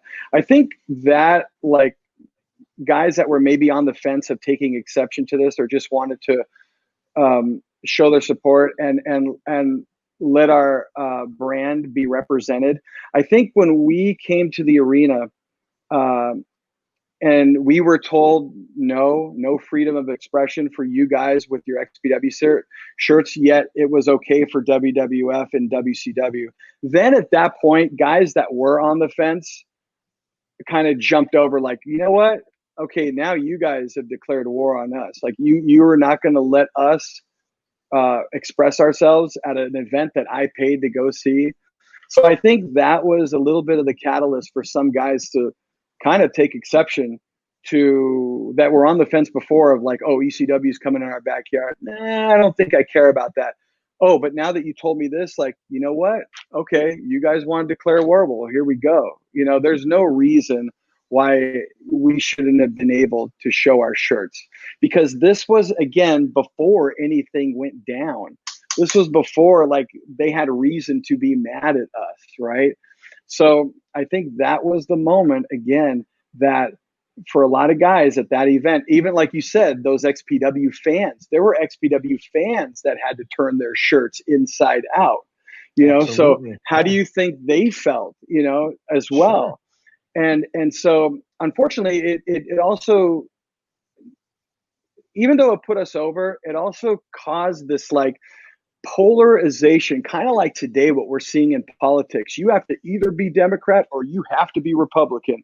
And if you're Democrat, I don't, as a Republican, want to talk to you. If you're Republican, as a Democrat, I don't want to talk to you.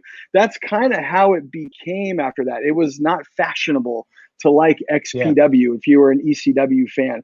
But at the same time, it created this excitement, because it's like, okay, Grand Olympic Auditorium, ECW, yet then we went for our debut show at the LA Sports Arena the week later. So there was a lot going on in Southern California in a wild, totally like non-staged way, like raw excitement for wrestling fans in SoCal at that time. We were a part of that, and it was heated, man. No pun intended. It was heated, and it was alive and electric at that time. So it was so real. And then like, so this is like where we kind of transitioned, Pat, you and I, like we kind of like, we got into wrestling. It was pure. It was like, as a child, you grow up, then you get to this platform, but now we're like caught up in this like crazy Wild West stuff, yet we're still doing pro wrestling. Did you feel that at all? And what did that mean to you? Because it was unexpected. When we got into wrestling, we probably never would have expected going through something like that. Oh, totally. I mean, my God, it kind of, in a way, going back to that whole ECW incident, it kind of made XPW, their popularity, even more. It's like, Right. the big buzz was, fans wanted to go take a look at the next XPW show, and here's XPW tangling with ECW. I mean, that was like the hot headline. Yeah. So pretty much, thank you, ECW. I mean, they Yeah. they put over XPW even more Right. so, Yeah. Any um, press is good press. yeah, absolutely. Right. But yeah, going back to what you were saying, man, I wasn't expecting anything like this. Right. I think it for me, it's like in a way put more pressure on me because I wanted to do better Hmm. and become more professional in wrestling, Right. and this, the XPW gave me that opportunity, and it was just, you know it's always upping your game. Right. If where's the next big show going to be at, and you know you're always having your game face on, but Yeah. I didn't expect anything like this. What were It your, was what a were you, wild ride. yeah, no, completely, man. And so now like ECW is on its way out. They are defunct in 2001 and we're rolling along. And what were your thoughts when you found out that like not only are we rolling along, we're becoming like we have people now from like different countries in Europe talking about XPW because the television product wasn't over there, but there was a machine that was already in place, and we had advantages with that as far as the production company for the adult entertainment. So we had distributors, and our home videos were going all over the world at this point. And like you said, the buzz of ECW, XPW. So ECW is gone. We're still around. We had an offer. I don't know if you remember this, but we actually had an offer to be on the FX network at one point. Do you remember that? Actually, I don't. I don't Okay, so remember this was that. like, stepfather John Weber, and he was Okay. he was working. He was a student at the asylum at the same time that he was hosting the X show on FX. It was like an offshoot competition to the Man Show on Comedy Central, and it was doing all right. Man Show, of course, was the Coca-Cola, and it was the Pepsi or the RC Cola, the X show, but it was still on. And I remember at the LA Sports Arena, they were in talks that FX would come to the shows, but we didn't do it. And it was a front office decision from what I remember. And Kevin could, if I'm not right, Kevin could probably add some stuff that I'm missing. But that FX would basically kind of like what we ran into, Pat, when we did Wrestling Society X on MTV. We had this opportunity for this platform on FX, but there was a ton of creative control that was going to be gone. And Rob didn't want to let go of that. So this was at a time when we were being looked at by networks, but again, it was like a Fritz von Erich type thing with the territory days. Like, The I want to run territory. my Yeah. yeah, and that's basically what XPW and all that was. Is we were just a new territory, right? And but no, we didn't want to get rid of creative control, right? So we didn't take that offer from the FX network, but we had our home video worldwide at this point. I remember we were getting people writing in from Germany, from Finland, from Asia, and it was exciting, man. Like, and just seeing that, like, these were the old days of VHS and DVDs, right? So That's right. this is how it operated, but not our television. But again, that product was going out to the rest of the world. And now that ECW is gone, what were your thoughts when, like, not only were we running now at the Grand Olympic Auditorium, running in the venue that ECW had come to a year prior, but now we're seeing a lot of stars that were from ECW, no XPW, they're the worst, they can go to hell. Oh, now they're working for us now. I know this is the professional wrestling industry, but what were your thoughts when these things started to transpire? And of course, you're working with all these guys physically in the ring. Honestly, it was, hey, if you respect the business, Hmm. we're all there to entertain. I don't hold any grudges with those guys. I was traveling back and forth myself. I mean, oh, Pat's XPW. I mean, no one ever came up to me, oh, you used to referee in XPW and we don't Right. like you, blah blah blah. It was never like that. So I don't hold grudges with those guys. We all have to work and entertain. It was just, they're on board with us to make the team even stronger, and that's pretty much how I saw it. Right. And I guess it was kind of surreal when it first happened, but then you got like a taste of reality at that point. This is the professional wrestling business. And a lot of those guys, even like at first, those fans of ECW that were upset at Heatwave, like they were pissed off at guys like New Jack and Sandman and all these guys that they would never thought in a million years. But folks, this is wrestling, But that's how serious this was taken back then. That's how huge this was, and I mean, I love the fans, man. They were so dedicated, whatever side they were on. They were just their hearts were into this, and that's what this show is, man. This show is for the fans. It's great catching up with you and everybody else, but I really appreciate like people writing in on Facebook, on Twitter, and still wanting to know about this stuff some 20 years later, So, and that's what I'm doing right now. As I'm asking you questions, I'm infusing this with what we've been getting, fans wanting to know these hot button issues, so that they're interested in. So, okay, so we're at the Grand Olympic Auditorium now, Patrick, and we have a lot going on. A lot of steam is being thrust into the ether. Now, you were involved in some major matches. And speaking of the Grand Olympic Auditorium, please talk about Freefall. Talk about Vic Grimes, New Jack, and your role, your experience. Like I said, I'm asking you questions, infusing that with questions that we're getting on our Facebook, Twitter, and emails, whatever. But you were there. I mean, I was there calling the action, and I was like, it was such an uneasy feeling that whole night. But from where I was sitting, but talk about when that match unfolded, when you found out about it, when you got to the venue, when you saw the freaking scaffold, and then when everything went down, where were you? What was going through your mind? How were you a part of that in every way?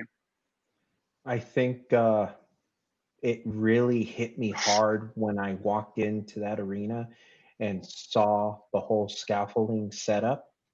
And I'm like, I took a deep breath and I'm like, oh boy, this is really going to happen. But then going to the match, I'm always, it doesn't matter who I'm refereeing. I always want the boys to perform to the best of their abilities and not get hurt. That's one of the things that I kept saying to myself once the match was going on, and because I was at ringside, I'm there to call the final bell, and whoever wins, just stay out of their way. That's what I'm saying to myself. And but when Vic Grimes came down, and he barely missed going outside of the ring. He bounced back going inside. I mean, it was just, he was very lucky that he wasn't killed. And when he finally came down, I grabbed a hold of his hand and I asked Vic, are you okay? If you're okay, squeeze my hand. And, he squeezed in, and, he goes, he's like, yeah, But yeah, I mean, it was just an amazing night. It's history. Again, it's like XPW. What are they going to do next? That was the whole. What are they going to say, or what are they going to show on TV, or what are they going to show at the venue next? I mean, that was our whole reputation. We had to always hit the big home run at every show, and that night was no exception. And again, it's like, would you ever have expected being involved in something like this, like getting into pro wrestling? Like never, for me. Never. Yeah. And again, being a fan, watching videos of the territories, or the Crockett promotions, they had at Starrcade a scaffold match, and I saw it, and I'm like, wow, this is the coolest thing. But now here I am, involved in New Jack and Vic Grimes in a scaffold match at the Olympic Auditorium, right in front of me. I mean, it's different, very different. Yeah. When you're seeing it live and in person, let alone you're right in the middle of it. I mean, really... not to take anything away from those matches you mentioned from the NWA and all that, but this was a little bit different. This was a little bit more real, and this was not as controlled. Anything could happen. Something catastrophic can happen. I just remember coming into the arena just with it was like uneasy, but it was like something was in the air where I just knew. I had this intuitive knowing that this is history. And this is like one of the biggest, even before it happened, I remember like, this is like, could quite possibly be one of the biggest moments in pro wrestling. I didn't say that because I want to put over XPW in my mind. I just really felt that night. And sure enough, it's listed on a few different top 10s as like one of the biggest, craziest moments in pro wrestling history. This is not us putting that out there. This is, and they did of course, the Vice episode on the Vice series, and they showcased that moment, right? And so I just remember feeling that in that moment, and I remember when he came off, just it was so. This is a cliche in wrestling. It's so thick you can cut it with a knife. That is no joke that night. I mean, it was beyond thick, and just the fearing for their lives, like legitimately fearing for Vic's, primarily his life. And I just remember, like, part of me was like, what have we come to? What are we doing here? What are we trying to do? But also there was this, like, if he's okay, that's number one priority. It was like, this was like, we're on to something. We're doing something that people are looking at, whether you agree with it or not. If you're from like the Jim Cornette school of thought, or if you're, from the Vince Russo school of thought, whatever, there's different mindsets out there on, and I agree with a lot of these guys in certain avenues, right? But we were there, we were part of it, and we were all in. And at the end of the day, it's the boys that are living out their dreams, whether they're in that match or not. They're still on the same card as that Vic Grimes New Jack, and this is our opportunity. So, and we are definitely entertaining fans. I mean, whether you like it or not, that was damn entertaining. I mean, so was a car crash. I understand that, but this, call it what you want. This was impactful. It was huge, and there were mixed emotions. I don't know about you, but I like I said, I had like, the purist in me was like, all right, what are we doing here? But then, like, living out my dream about doing what I wanted to do in pro wrestling, like, it's almost like you go to war, right? And this, I'm in my troop. I might not like what this other soldier did, but he's my brother. I'm going to back him up. You know what I mean? It's all is fair in love and war, right? So I don't know about you, but was there a point in time, whether it's that event or anything else in XPW, where maybe you were kind of consciously you were torn about something, but you trooped on? No, not really. Honestly, I was there, again, to support the product, to make sure that, and the boys perform, and the boys to perform and give it your all. Represent. And Rob Black too, because it's like, whether you agree with them or not, you can't ignore the fact that, he's given us this opportunity. Absolutely. And again, it's like, the business part of me would always hit me like, you know what, we're here, perform, give it your all, give what the people want, exactly. the entertainment value, give them that shock value. And I think we did that. And I was always it was always in my mind thinking that it's business. Yeah. Yes.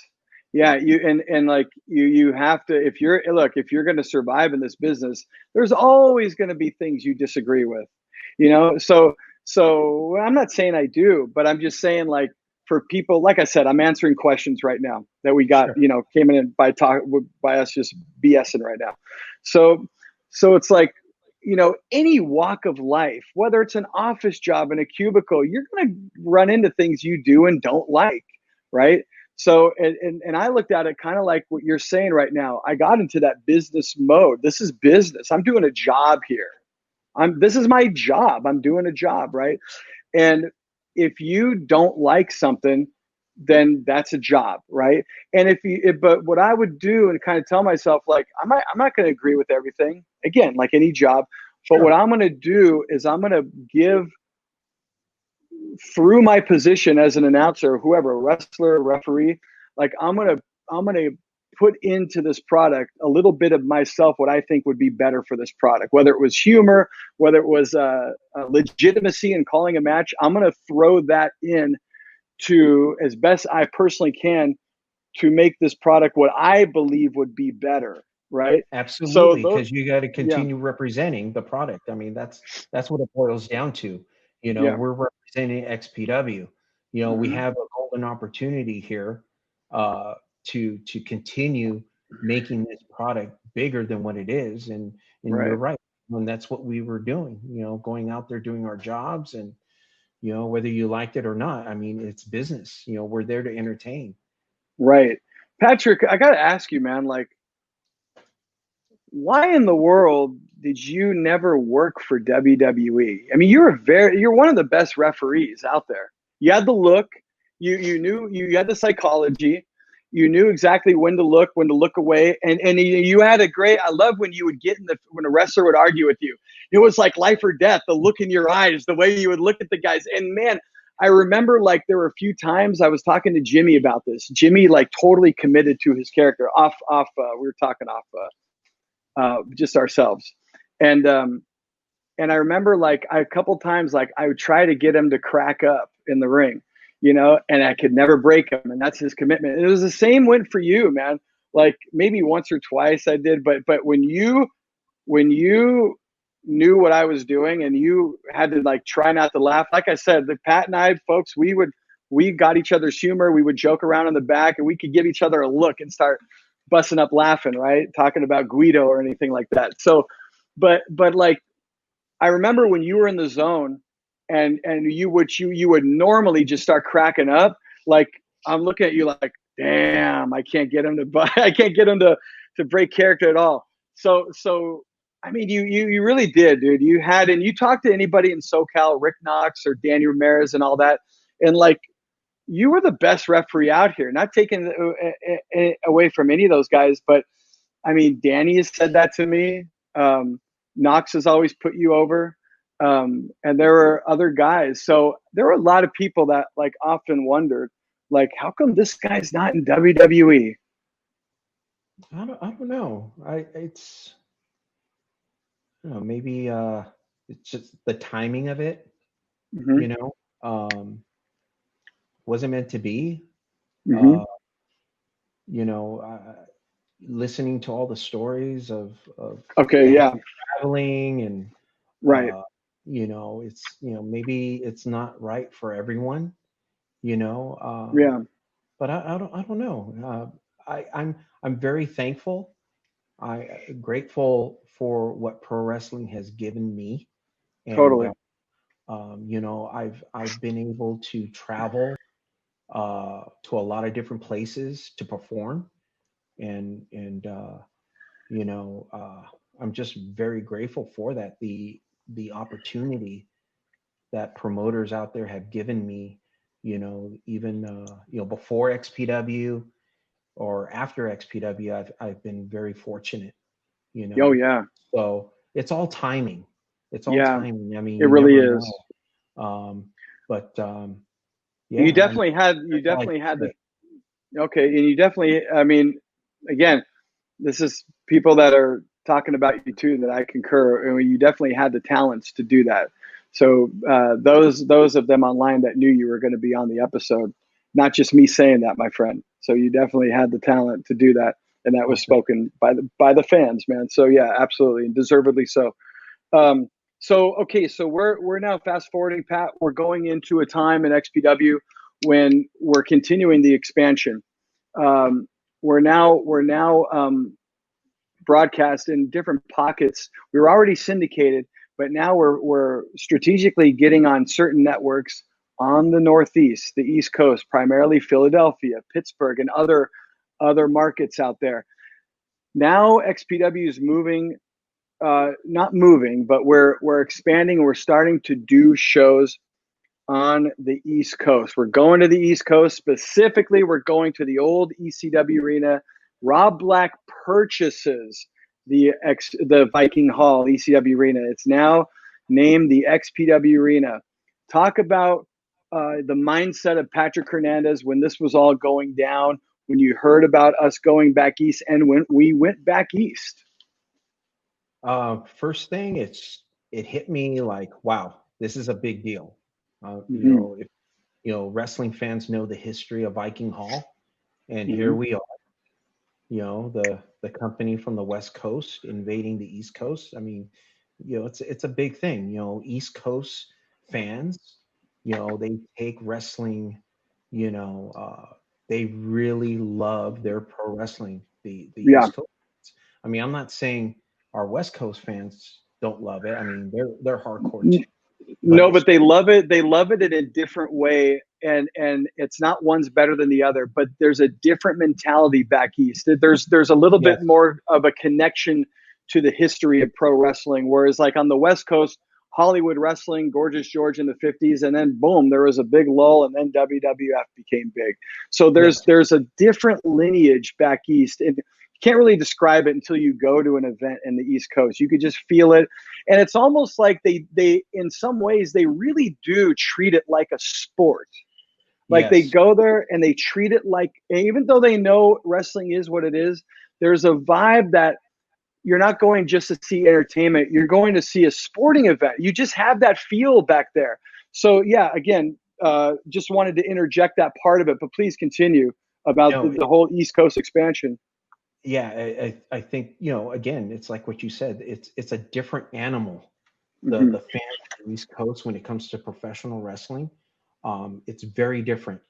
But going over there, knowing this is a big step for the company, and it kind of, for me, it was kind of like, wow, all hands on deck. What's going to happen?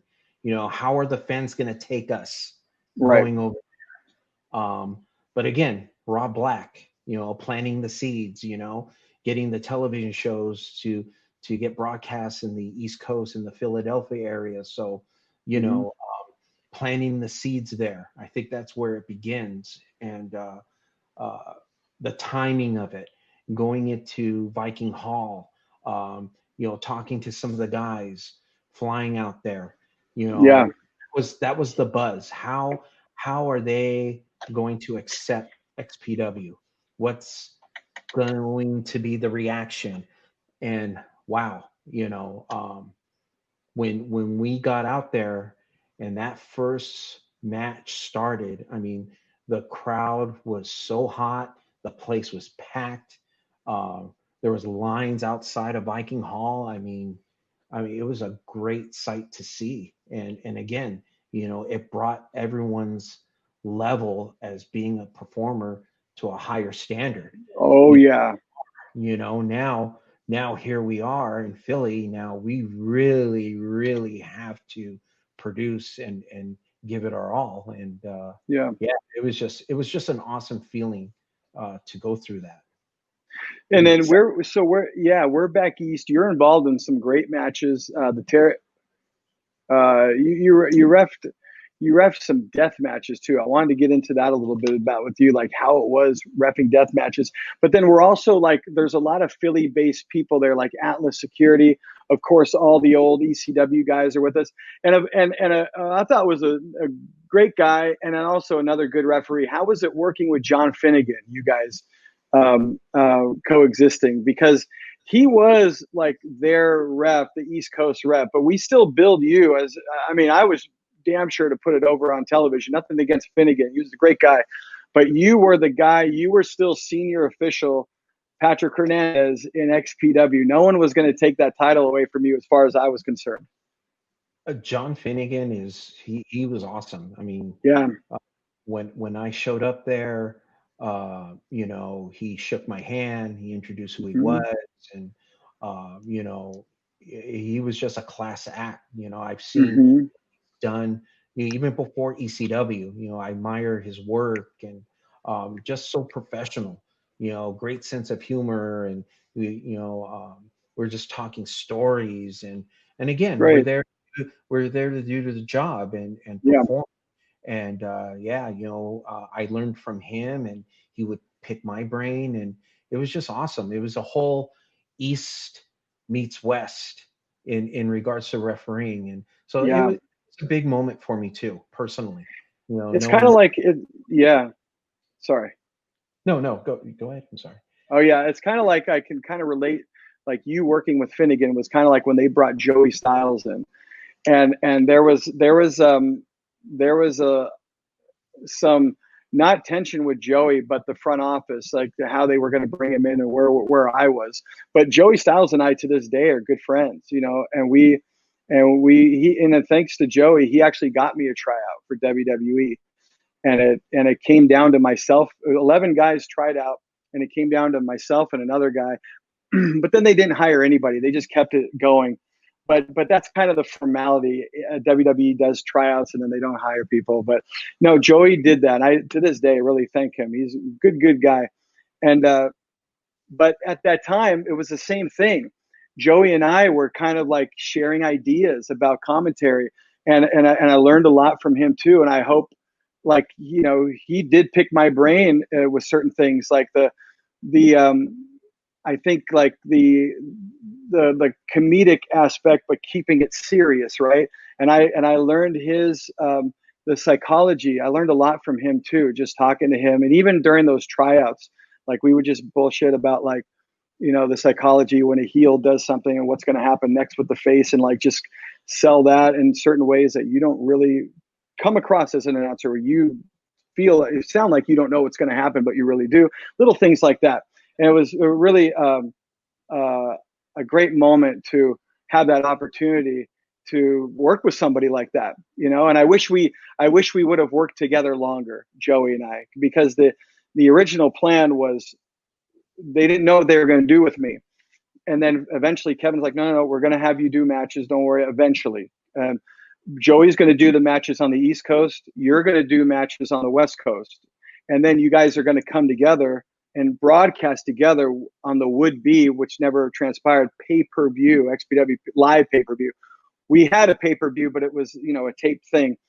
So I kind of like a little bummed out that that never got to happen. You know, that Joey and I couldn't call a match together, right? So, but nonetheless, it was a good experience. So, and it sounds like you had a good one and a valuable one too, as I did. But for you, working with a guy like John Finnegan and becoming friends with him, and again, share East meets West type thing in this world of extreme wrestling. It was great. Um, but then, you know, not too long after that, Pat, XPW did, of course, close its doors. I want to ask you, of course, what you've been doing. We did work together in Wrestling Society X on MTV years later. I was working as a PR consultant at Big Vision Entertainment at the time, which produced WSX. So we got that awesome opportunity to be on MTV, but we go back to like you know great platform, but the headache of working with a network that knows nothing about pro wrestling, right? But and why do you think it was, going backwards a little bit, where were you at when you found out XPW folded, it ended?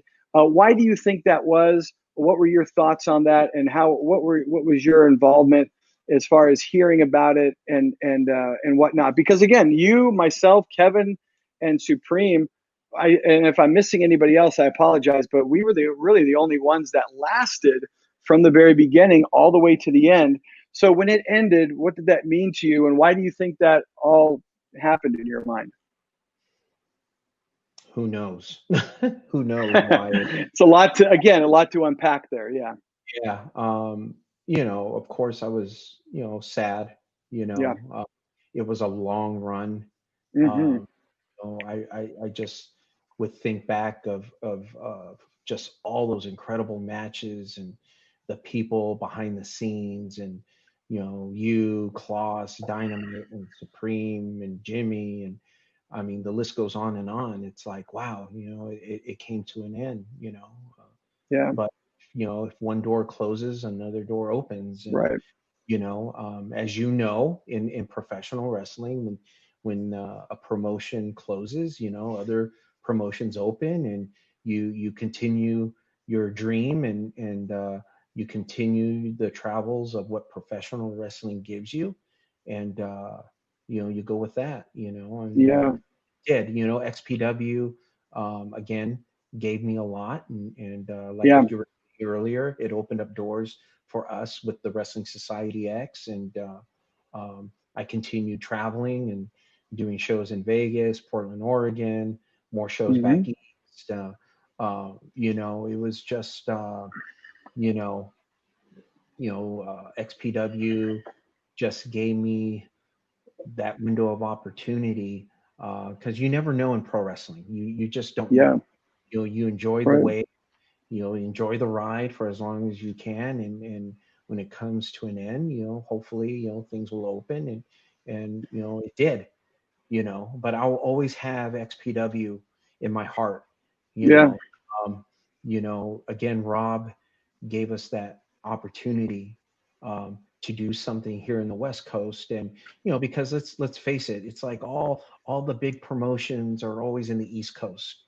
There Yeah. really wasn't anything truly as a major promotion out here in the West Coast, Right. until W, and you know Rob Black, whether you loved him or you hate him, he really put wrestling out here in the West Yeah. Coast on the map, with XPW, Yeah. and I'm always going to cherish those, and who Yeah. knows, why they closed, and you know, I who knows, the timing of it. I always thought in my head that maybe someday uh, XPW was going to come back, because I would still hear fans, hey, when's XPW coming back? And there was always that what if, but Yeah. yeah, I mean, It was interesting when I had GQ Money on. He mentioned that Drew McIntyre was a big XPW fan, and he constantly picks Ryan's brain on wanting to know XPW stories. So no, you're right. There are a lot of people out there that still think about this, which is so cool, And again, this show is for you guys. So the fans out there, this is a downtime during COVID and all that. So it's a great opportunity. And I want to thank everybody at the Wrestling Chatter channel for producing this show, Xtreme Memories, and all the other shows they produce, Missed Opportunities, all that stuff. But before we close, Pat, let's fast forward a few years and talk about when you just said XPW coming back. But XPW did come back for a brief moment with the reunion show, two reunion shows, Cold Day in Hell, happened in 2008. And then, of course, XPW 10, the 10-year anniversary, XPW X, Roman numeral 10, in 2009, marking exactly 10 years since it started in 1999. What did that mean to you to see the boys again? And again, a show that was produced quite impressively for home video through the production of Big Vision Entertainment, all that. It was a step up from all the stuff that we produced, even in the original XPW, production-wise and all that. And I could tell you from just doing the wraparounds in the studio we were in, it was honestly kind of felt like MTV in a way. It was that high end, But how was that to you? And what did that mean to you to kind of come back and again to see all that support that was still there 10 years later from the fans? absolutely. I mean, it meant so much knowing that, I get to see the guys again. I could see Hmm. it in their faces, backstage, that, hey, you know what? Here we are again. It's XPW. You can see the anticipation, like, let's go out there and knock them dead. And then the fan support, I remember talking to some fans that came from England, Yeah. just the product. I saw fans that still had the original first print of the XPW logo when they first came out. I mean, Wow. it's just crazy. You Yeah. know, it really, XPW really impacted a lot of people, and just to see that support, it meant a lot. You know, and you know, great memories. Yeah. You know, I was taught. Yeah, I the was taught. I'm sorry. people still love the product. You know, there's a Amazing. Yeah. support out there. Amazing. And I was talking to Luke Hawks on a previous episode of Extreme Memories, and he was telling me how of all the stuff he has done, he's doing movies now and all this, and but in wrestling and going through like WWE when he was there and all the other major companies that he's been a part of, nothing was as fun to him as XPW, and he would have liked to seen that go on. He didn't enjoy anything more than XPW, and he had his discrepancies about Rob Black, but he still was like that was still the most fun, and that was like it felt so raw, real, and you like you wanted as a team a member of that league, your heart was into it just that much more because it was so real and gritty, and it was that little engine that could type thing, and the more detractors we had, the more we wanted to succeed, right? And so there was a lot that he said there similar to what you just said. So no, it's like, and I agree, man. It was so heartwarming, not only to see like emails that we have coming in uh, right now for this show, Extreme Memories, but when we were there, like at the 10-year reunion or Cold Day in Hell, it was like, oh my gosh, these fans is like they picked up right where they left off. Like it's almost like they just came back from an XPW show a month ago, right? Oh man, it's funny. I mean, the passion and just the love for the product, and Mm-hmm. it means a lot. It really Yeah, does. I mean, you know, we talked about how the passion that the fans have in the East Coast. Boy, man, those reunion shows out here in the West Coast, yeah. my God. I mean, the fans were just so happy and so, you know, into the shows, and So it yeah, was emotional, man. it's It was it emotional. really was very I emotional. And then I for just us performers, I mean, again, it was like a family. It's a yeah, family yeah, atmosphere. You know, we all want yeah. to go out there, and it kind of in a way, it's like we're not little kids anymore. You know, Yeah, we're doing the reunion shows, and like, let's go out there and give them what they want. And you know, right. we're the veterans now, and you know, it was just a cool experience, awesome experience. Very, very cool. And thanks to Kevin for and Big Vision at the time for making that a possibility. And also WSX. And of course, the failure of WSX had nothing to do with those of us in production that were running it from the pro wrestling angle. It was all due to a network that didn't know anything about pro wrestling and wanted to dibble dabble themselves in it. Similar to the stories you hear, I remember Jesse Ventura in a shoot interview talking about NBC wanting to kind of control everything with Saturday night's main event, and Jesse Ventura telling Dick Ebersol, like, you can't write for me. And Dick Ebersol said, you know what, you're right. Just do what you want to do. And that was Dick Ebersol said the best decision he made for that particular show. Had NBC come in and kind of dictated everything, I mean, it wouldn't have been the wrestling we loved. And that's unfortunately what we ran into with MTV. But it was still a great experience. And you know, no one can take that away from us, is that it happened. We were there, we got picked up, and we delivered as much as we possibly could without Big Absolutely. Brother breathing down our necks, right? But Pat, brother, cannot thank you enough, my friend, for joining us. But right before we go, um, I want you to share with me, if you would please. We talked about Darren, we talked about Dynamite D, and and and you know, we miss him to this day. He's passed a little while ago, but he's a name that's constantly brought up because if you knew the guy, uh, he had it all, man. He was a class act all the way, and one of the greatest minds in this business, and quite possibly at the time one of the best trainers in the country when he was training. He really was, and but talk a little bit about, thank you for sharing the stories. If you have anything else to share about D, please do. But, unfortunately, a couple months ago, we lost one of the greats, dude. We're talking about Lester, talking about Supreme. If you have any stories, if you have like ribs, whatever it is, heart to hearts you had with the guy, if you don't mind sharing something about Lester, and if there's anything we left out about Supreme. And we also lost Felony too. I know a lot of fans don't know him as well as they do D and Supreme, but he shouldn't get left out at all just because of that. So, but as everyone knows, Supreme did pass. And so if you have any stories about him or the other two, and please, if you don't mind. Oh, wow. It's a big blow when you lose people, when family, and these guys are family, Dynamite, Felony, and Lester. And again, as you know, we've lost a lot. If you look at that XPW roster, they were all part of it. And D, he gave me a lot. I'll never forget. He taught me a lot about this business, and I'll always cherish that and my friendship with him. But Lester, wow. I mean, I started refereeing his matches way before XPW. Right. And,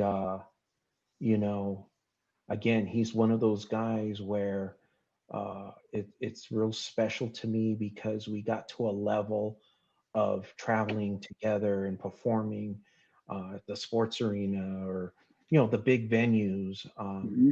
But the trust that he had with me and the trust I had in him, performing wise, was second to none. I mean, he was always like, he would tell Kevin or Rob, hey, I want Pat to referee my matches, and I was very grateful for that. I mean, we just clicked. We clicked in the ring, and I knew when he was hurt, and I knew when he needed more time in a match, in the middle of a match, and the little things, and funny thing, when we would travel back east, once we would land and get to the hotel, he would always come up to my room and he would tell me, hey, you're gonna take care of the shuttle, right? And the scheduling and everything. I go, yeah, I got it. And okay, because I'm gonna ride with you because I just want to make sure I get back home. So wow. So when we would travel, he was always making sure, because that's the way I do things. It's like once I get there, I'm always looking for, okay, who's got the shuttle service, or where can we go to eat, or but that was one of the things that Lester would always go to my room the day of traveling, and he'd come over and we traveled to the airport and talk about the show, and we were flying back home one day. We're in Philadelphia, and it was kind of cool because majority of the roster left already, and we were behind. So we had to take a connecting flight. And what happened was we ended up taking a jet, and it was so funny because they had this red carpet, and Lester and I are looking at each other like, wow, they got a jet. Wow, it's pretty special here. So basically, we took the jet to catch a connecting flight back home, and we both had the same flight, and just hanging out with each other. I would take him home from time to time, and he was just a joy. It was like another brother to me, and always performing, always cared on what he gave the fans. He was always about performing for the fans, and he loved his family. He loved Kano, and just a class act. And I will miss him dearly, but I will always have those memories of refereeing his matches and just hearing the roar of the crowd for him. And that was a big deal. It was a big deal because he got to a level in professional wrestling which he deserved, and the fans just loved him. And I'll always remember those entrances, those famous Supreme entrances with the music hitting and Bow, wow, wow, yeah, wow, wow, the T-shirts. wow. I love the horror movie T-shirts. He always had a different one, and Ah, I always had to yeah. take a look to see which ones he Yes, would have. that's right. That's right. I remember. I I always remember. remember Yeah. those. You know, Yeah, I but was a fan of. I was a big Return of the Living Dead fan and Reanimator, and I remember he had, yeah, of course, both those. And I was like, "Oh, Return of the Living Dead!" And we would literally, like, instead of talking about what's going to happen in this match, we're like, "Oh, I remember the scene where they went to the crematorium and all that." So yeah, I totally, man. classic. I mean, you know, if you knew Supreme, you would always have to come up to him and, hey, what T-shirt are you wearing today? You know, but again, you know, Yeah. I'm gonna miss him, and Hmm. you know, I'm just very glad that, you know, that he trusted me, you know, to take care of him in that ring, and Right. I'll always cherish that, always, you know, and he will be missed. And Felony, hey, he was part of the XPW too, you know, and you Yeah. know, he really wanted to be part of it and became a referee, Hmm. learned what he needed to know, and he was part of it, you know, Yeah. and he's going to be missed too. You know, he's part of the Yeah. family. You know, he was part of SECW, Yeah. and He was there. you know, so you know, he's going to be missed. You Yeah. know, Well, Pat, boy, man, I mean, we could, like most of the guests here, like we could go on forever because there's so much oh stuff yeah, to talk. So we'd like to have you on again if you're interested in the future and dive into some more stuff. But we did cover a lot. I want to thank you for sharing everything that you did share because I learned a few things from you tonight too that I guess for whatever reason, we never asked or talked about. But no, thank you, Pat. It's like it's just so cool catching up with everybody. I mean, yourself. It's so easy to lose touch. And but I hope you're doing well now. I know COVID's going on, but like I said, you and I kind of ran into each other inadvertently a few years back. I was shooting a pilot with Roddy Piper, which of course never came to fruition. He passed away a couple of weeks after I worked with him. That was a dream come true in itself. And I worked with Animal, Road Warrior Animal, and he just passed away uh, during that project. But you and I bumped into each other because we used the NWA's venue up in Point Wainimi, and you were doing a show, I was doing a show, and that was like the first time we'd seen each other in a long time, and that's like 5 years ago now, man. So, it's just so easy to lose touch. So this is just a great opportunity for me personally to catch up with you, man. And it's been way too long, and like everybody else I've been interviewing, this is the catalyst. So we remind ourselves to keep in touch with each other, which I promise I'll do on my end with you and check in and see what's yeah. up. And Thank you for having me here, and yeah, I appreciate your friendship and the good times that we had together. And you know, and I know we're not done yet. You know, there's still yeah, a of lot of out there for us, and to course. entertain everyone, and you know, with you as well. You know, you've done Right, a right lot. back at you. You've come a long way, and you know, when I met you, you were at SCCW as a fan, and Yeah, had the look, you had the voice, and um, you know, you have the drive, and yet, you know, you were part of this journey. You're a big part of it, and you know, I'm happy for you, my friend. You know, well, thank and you, and I remember you. Thank you for putting me over too, because we would put each other over, and I'd put you over, of course, on commentary. But I remember, like in the back, you were like the moderator. And speaking of another great guy we lost was Chris Candido, and I remember when we all got to the arena back east, you're like, Chris, come here, and then you to me, Chris, come here, and I was like, now Kloss can do the best Howard Finkel impersonation. So I want you to do that. And Candido just loved it. And to the point where I remember we all went to go to a restaurant in Philly, and you're like, Kloss, you gotta do the Fink. I'm like, Pat, not only am I gonna do the Fink, but that's how I'm gonna order my food.